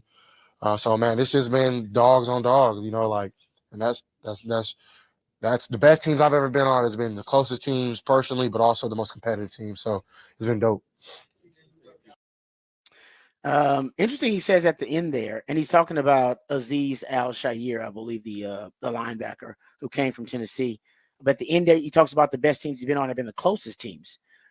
The D'Amico Ryan sound that we're about to play, that's exactly what he talks about. He talks about almost that there's an element you really can't quantify that can determine the success of a team, and it's about how close the team is. And that's something that he himself, as a former player, is in tune with, but also something he's paying attention to with this Texas team and how they're building the camaraderie with this group. Here's D'Amico Ryans.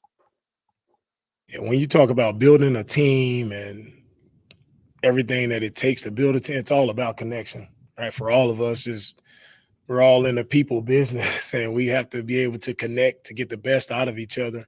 And when you're connected, right, you feel a heightened sense of urgency to get it done, because it truly, the guy to the left or to the right of you truly means something to you, right? And that connection, for me, it's when you're connected, you're a tight team, like you have opportunity to go and do great things. If you're not connected, right, you have no shot. So his ability to connect with many different people from all walks of life, it definitely helps him to win a locker room. And when your quarterback is your leader and he's connected with everyone in the locker room, not just the offensive side, but he's connected to everyone, like it makes it easier for our team to progress and move forward much quicker because of his leadership ability.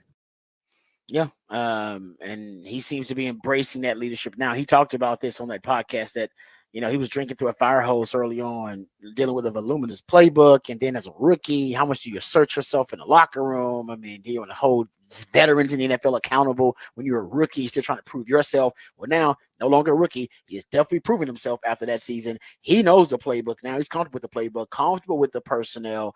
And there was also, I want to make sure I read the quote here right. This is from Tank Dell about Stroud's development as a leader. He definitely stepped into that leadership role way more than he did last year. Last year, don't get me wrong, he was a great leader, but now you can see it. Like any miscues at practice, he's on us. See, now that's him holding his penis guy. He probably wasn't doing that last year. Like, hey, no, man, let's get this right, because you can't be yelling at veterans, especially not at camp. Like exactly. By the end of the season, maybe a little bit more, but at camp, he walking in, exactly. he's still trying to get his feet. He's like, I don't know how my day works. I don't have the same structure because I came from college where it was more structured for me, and now I got to figure out and go do my own things. Yeah, you can't walk in and guys who've been pros for that long. They're like, man, you could be a bust. We don't even know. You haven't proven yourself. You got no street cred. Yep, you're right about that. And now he's got street cred. So I just think he's going to be more comfortable in his role, but also he's going to be better. He talked about how the playbook was a challenge for him.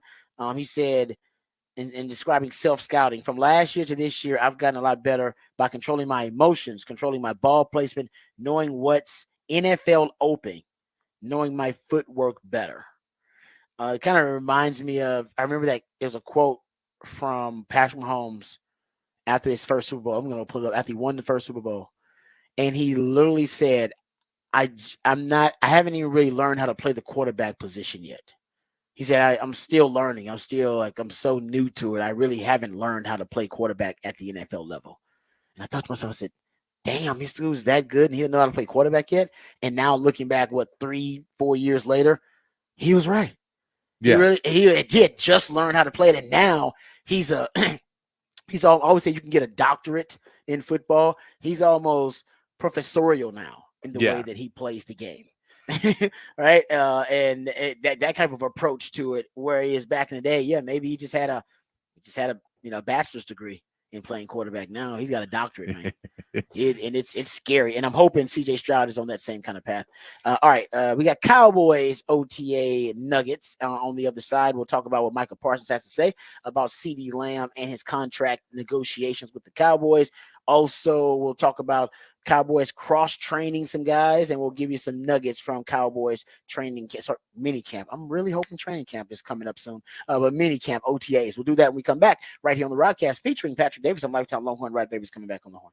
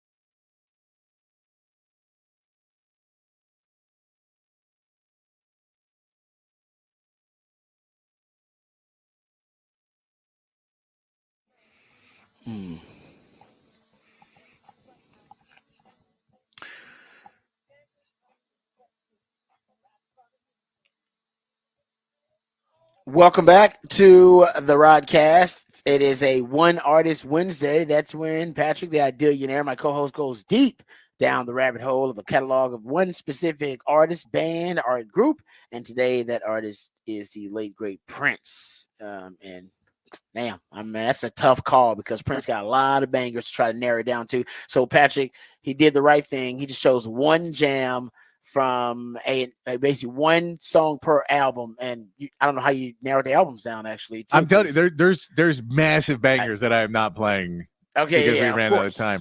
was trying to, I played this is a little bit newer. This is one of his newer songs. I think this was like 2004.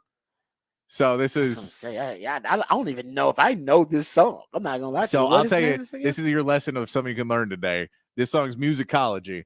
When Prince put this out, he did a thing that they had to basically outlaw in counting record sales, which was he didn't put the record out ready to just normal sell. If you went to his show though, you got the record and he scanned it as a record sale. So everyone who went to a Prince show got the album. So the album went platinum because Prince can sell out anywhere he wanted to play. And so everyone who went to the show got a copy of the album. Damn. And so he told that dude he was always trying to, he always thought that artists were being exploited by the industry. So he always was trying to find a loophole. And so that was his thing. And then they basically shut that loophole because they were like, yeah, well, this means that any major artist can have a hit album no matter what. And they can put out crap. Good or not. It could be a terrible album. Doesn't matter. But it's like you can just put out whatever and then it's going to be a hit because you're going to sell out your tour. Like Elton John could go and just be like, oh, no, we just put together. It's me laying my head on piano. Were people doing that before he did, or was he like the first one? No, so people would do things like that, but not to the extent of the purchase of this CD is included in the ticket. So you are buying the CD so we can market it as a sale. And that was how it was done that way. And then they had to cut that off because they realized everyone was going to do that. Yeah.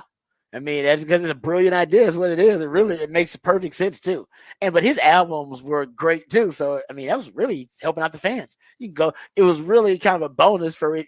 I wonder how much if the ticket cost more because he added the album to it. But either way, like I said, Prince was always looking for a loophole, whether it be calling himself the artist formerly known as Prince, changing his name to a symbol at one time, whatever he was. I mean, Prince was always looking for a way to avoid exploitation or being exploited by the record industry. All right, so that's the Focus of a One Artist Wednesday. Appreciate my man Patrick there. Let's get to the Dallas Cowboys. Let's shift our focus there. Of course, the biggest story coming out of Cowboys OTAs is the lack of CeeDee Lamb's presence. CeeDee Lamb's absence is probably the biggest story. It was reported yesterday that even though it's mandatory minicamp, CeeDee Lamb has not been present and not expected to show up for the Cowboys mini camps or even training camp until he gets a new contract. And we know now with Justin Jefferson pretty much setting the market for the wide receiver position yesterday, signing a deal worth earlier this week, I should say, signing a deal worth $35 million per. Now it looks like CeeDee Lamb will probably be slotted right behind Justin Jefferson, maybe right ahead of AJ Brown, who's at $32 million per year. Maybe, Amon-Ra St. Brown, I think kind of sets the floor for CeeDee. I don't think CeeDee will go below $30 million, but I don't think he'll go above $35 million. So maybe for the Cowboys, maybe they figured Patrick just made their job easier. And maybe they have their window. They got a slot. And their slot is he ain't going above Justin Jefferson at 35. He ain't going below Amon-Ra St. Brown. And those are two deals that were recently done this offseason. So that's where you have your slot in terms of the productivity and the comparison that you can make for CeeDee Lamb to the other receivers in the league. Not quite as good as Justin Jefferson, little better than Amon-Ra St. Brown. What do you have him compared to AJ Brown, I guess is the question. I mean, what did Jerry say? He wanted to see where a couple more Leafs fell. Well, the Leafs have fallen. Mm-hmm. They've fallen now, so now you can make your judgment on if you're going to do it. The bigger question now is, are they looking to do that deal before a Dak Prescott deal or not? That's a great question. Because that is a question, because you could say we know what we want with CD, but we have to realize if we're making a Dak deal or not before we make a CD deal. So if we do that, then the Leafs falling didn't never really matter because it all comes down to that Dak deal, and it comes down to that of when they leave, when they go to camp, and when they actually go to training camp. That would be when you would expect it to happen. I'm with you on that, man. I wonder now that they know where CD is slotted. Yeah, does it make it now that you can don't aggressively get the Dak deal done because there's no receiver that's going to push the market higher than Justin Jefferson. Could Jamar Chase do it? I don't think so. But I think the ceiling is going to be. And I think it'll be around that again because Jamar Chase, you have to remember, they're the Bengals. They're a notoriously cheaper franchise, and they've already paid Joe Burrow. So he's gonna be around. I don't think he would. Yeah, I don't think he would pass $35 million either. So I think the only thing he could surpass him in guaranteed money. Damn, 110 out of 140. But that's if you're going to say we can't afford more than 35. Yeah, but that's a negotiating point. Then I'll give you 115, and it makes you technically a more guaranteed money player than Justin Jefferson.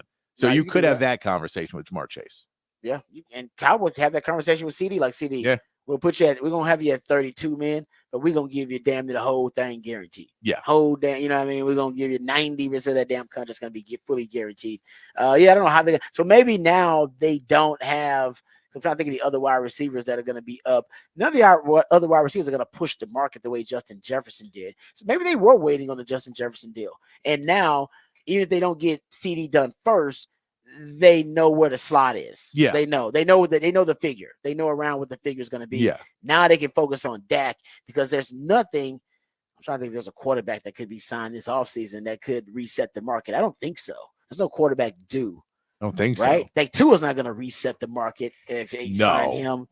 So maybe now they really can, because Dak's the one that there really is there's no parameter. That's, obviously we know they're going to go off the most recent precedent, but this offseason, you've had several wide receivers sign deals, including the one that sets the market. So right now we're just us kind of spitballing. We know where CD's going to be slotted. You don't know where does Dak want to be the highest paid? Yeah, because I mean, I don't know. You don't know if Jalen Hurts was in that conversation, but I can't imagine that they're going to set the market on him either. Yeah, so maybe now they can focus on the Dak deal. Like, hey, let's focus on Dak. Let's focus on what this number is going to be. Is he going to be the highest paid, or we're going to give him more guaranteed money, or does he go behind? Lamar. Who's the highest paid right now? Is it Lamar Jackson? Probably Lamar after that contract, right? It might be Lamar. Or maybe it's Burrow. Contract. It could be Burrow. Whoever signed the point is the quarterback thing is whoever signs the recent deal usually ends up the highest paid quarterback. That's the way the precedent has worked at QB. Like the next franchise quarterback who signed the deal usually sets the market. And the question is, will Dak set the market, or is Dak fine with just being slotted? Oh, Lamar's high up. Lamar is fourth now. There's been two more since him. So Joe Burrow is one at 55. So Joe Burrow. Jared Goff now 53. We forgot the Jared Goff deal. Goff signing his deal. Then Justin Herbert got his deal, 52.5. Damn. And then Lamar Jackson at 52. Jalen Hurts is at 51. Patrick Mahomes is about to I think they're about to redo his. Kyler Murray's at 6 at 46.1. Deshaun Watson's at 46. Patrick Mahomes at 45, tied for 8th, honestly, with Kirk Cousins. And Josh Allen's at 43 at number 10. So Mahomes is the one that could screw you here. Yeah. Now he's not. Dak's not going to make more than Mahomes if Mahomes ends up signing, but Mahomes can reset the market. But if Mahomes jumps up to 60, exactly. And you're like 50, you're like, oh man, now it's like 60, 65. Yes, exactly. That could blow up in your face. That's why Cowboys, if you're going to sign Dak, you better work on that right now. Get that done right now. Before, I guess Mahomes would be the only one that could reset it on you right now. I'm thinking about it, but I forgot that Mahomes had signed such a team-friendly deal, and that was 3-4 years ago. That team-friendly deal he signed. What's Josh Allen's contract at? Because he's pretty low. He's number 10, so I don't know how many years he has left, but he's number 10 right now. But they can always kind of restructure that thing, and then because they want to either restructure and extend, so that could be one too. He's contract through 2028. So he's probably not getting anything new. He's got a terrible agent. He signed a 6-year deal. Yeah. That was a bad deal. That was a bad deal, Josh. That was a bad deal for a QB, man. The Bills got you. The Bills got you. They got you on that one, man. You got to sign. You want to get that 4-year deal, so you can be up again. That's what you want. That's what Dak always tries to get the short deals. Yeah. Dak's agent is smart. Short. Him and Kirk Cousins. Yeah, give me the shorter deal. I'll take the shorter deal and the guaranteed money, so I can hit the market again. All right, there you go. That's CeeDee Lamb's status with the Cowboys. Other Cowboys Nuggets. I've seen this story too. The Deuce Vaughn has been working as a slot receiver in OTAs, as well as working at running back.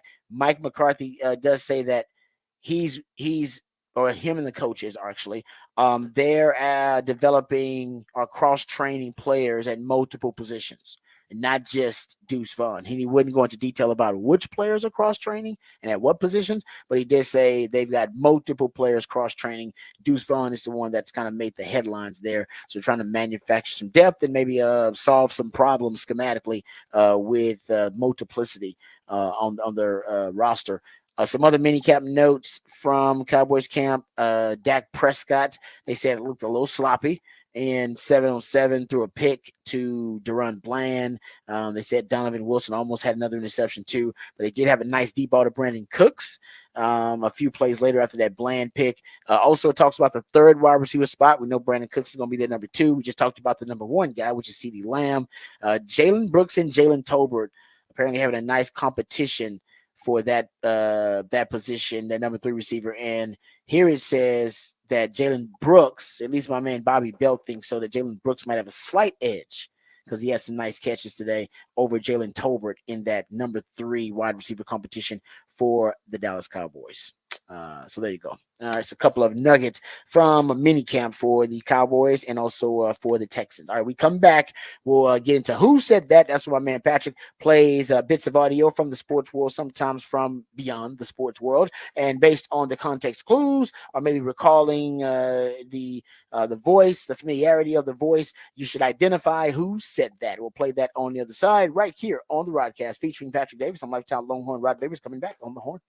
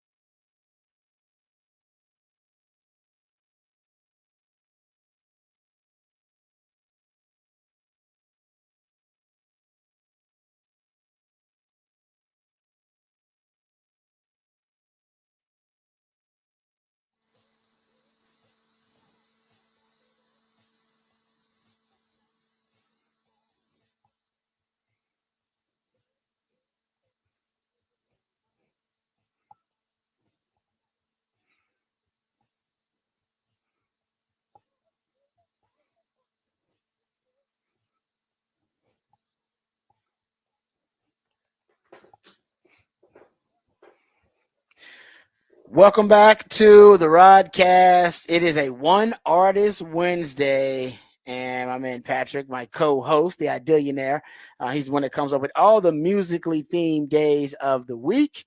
And a One Artist Wednesday when he goes deep down the rabbit hole of the catalog of one specific artist, band, or group. And today it is the late great Prince, and this was a Banger. Still is a banger. Still a banger.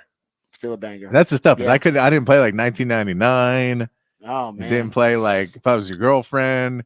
Didn't play, P Control. That might be hard to play. We could play it on the stream, but I don't want to. Yeah.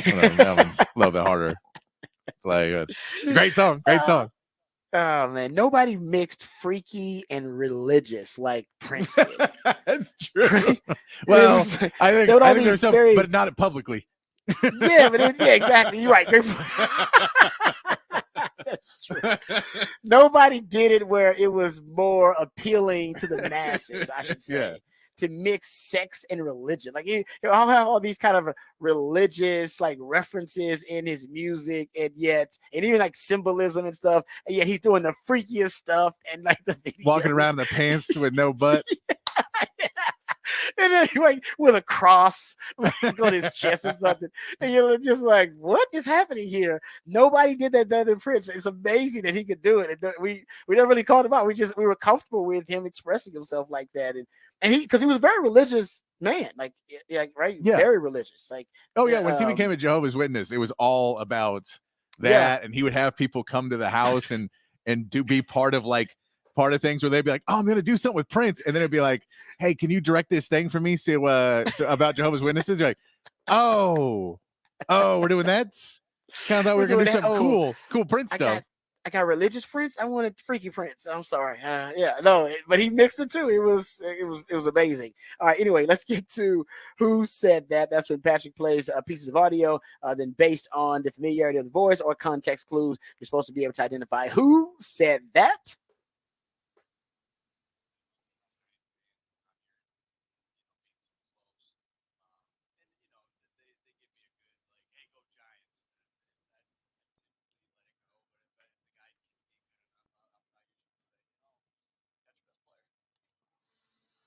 Wow, got your best player.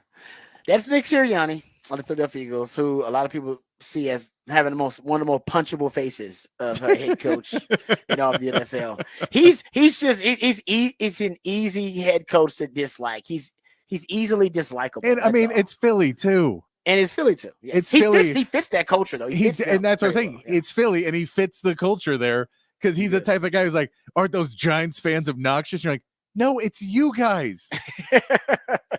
I'm sure they're obnoxious too, but they're not more obnoxious than you guys. Yeah, don't act like they're the ones who are instigating this thing. Like, no, look, you're the obnoxious. Every once in a while, I see a Giants fan, and after I push him over, they're like, "Go Giants!" And I'm like, "Oh, loser." Oh man, yeah, that's exactly right. No, and Nick Sirianni, we still don't know. This is the thing about Nick Sirianni. I will say this: we don't know if he's a good coach yet. We don't know. Because last year, everything fell off a cliff after you lost Jonathan Gannon and Shane Steichen. You lost two coordinators who went to come on to be head coaches. And then the Philadelphia Eagles, with all that talent, couldn't seem to, have any continuity as a team. They seemed to kind of fail at some of the kind of basic football methods overall, offensively and defensively. They kind of fell off a cliff there. And 2 years ago, he was seen as one of the best coaches in the NFL because they were coming off a Super Bowl. So I just wonder, big year for him, I think, for Howie, because Howie Roseman, we know that he is not afraid to admit he made a mistake. If he finds out this year he made a mistake with Sirianni could be gone. Oh, yeah. And then Philadelphia could be hiring a coach, and that would be one of the most coveted jobs in the NFL. Think about that, how talented that roster is. They're gonna go get Bill Belichick? No, they probably go get Ben Johnson, honestly. The Detroit Lions. That's true. OC. Yeah. They probably go get that dude, somebody like that. Anyway, some food for thought. Thank you, Patrick, for all you do, brother. You are the man. You're the real MVP. We call you that for a reason. Thank you guys for listening. Remember, the revolution will not be televised. We'll be talking about it right here on the Rodcast. We love you guys. We mean that. Take care of yourselves, but more importantly, take care of each other. Until next time, same channel. Hook 'em and peace.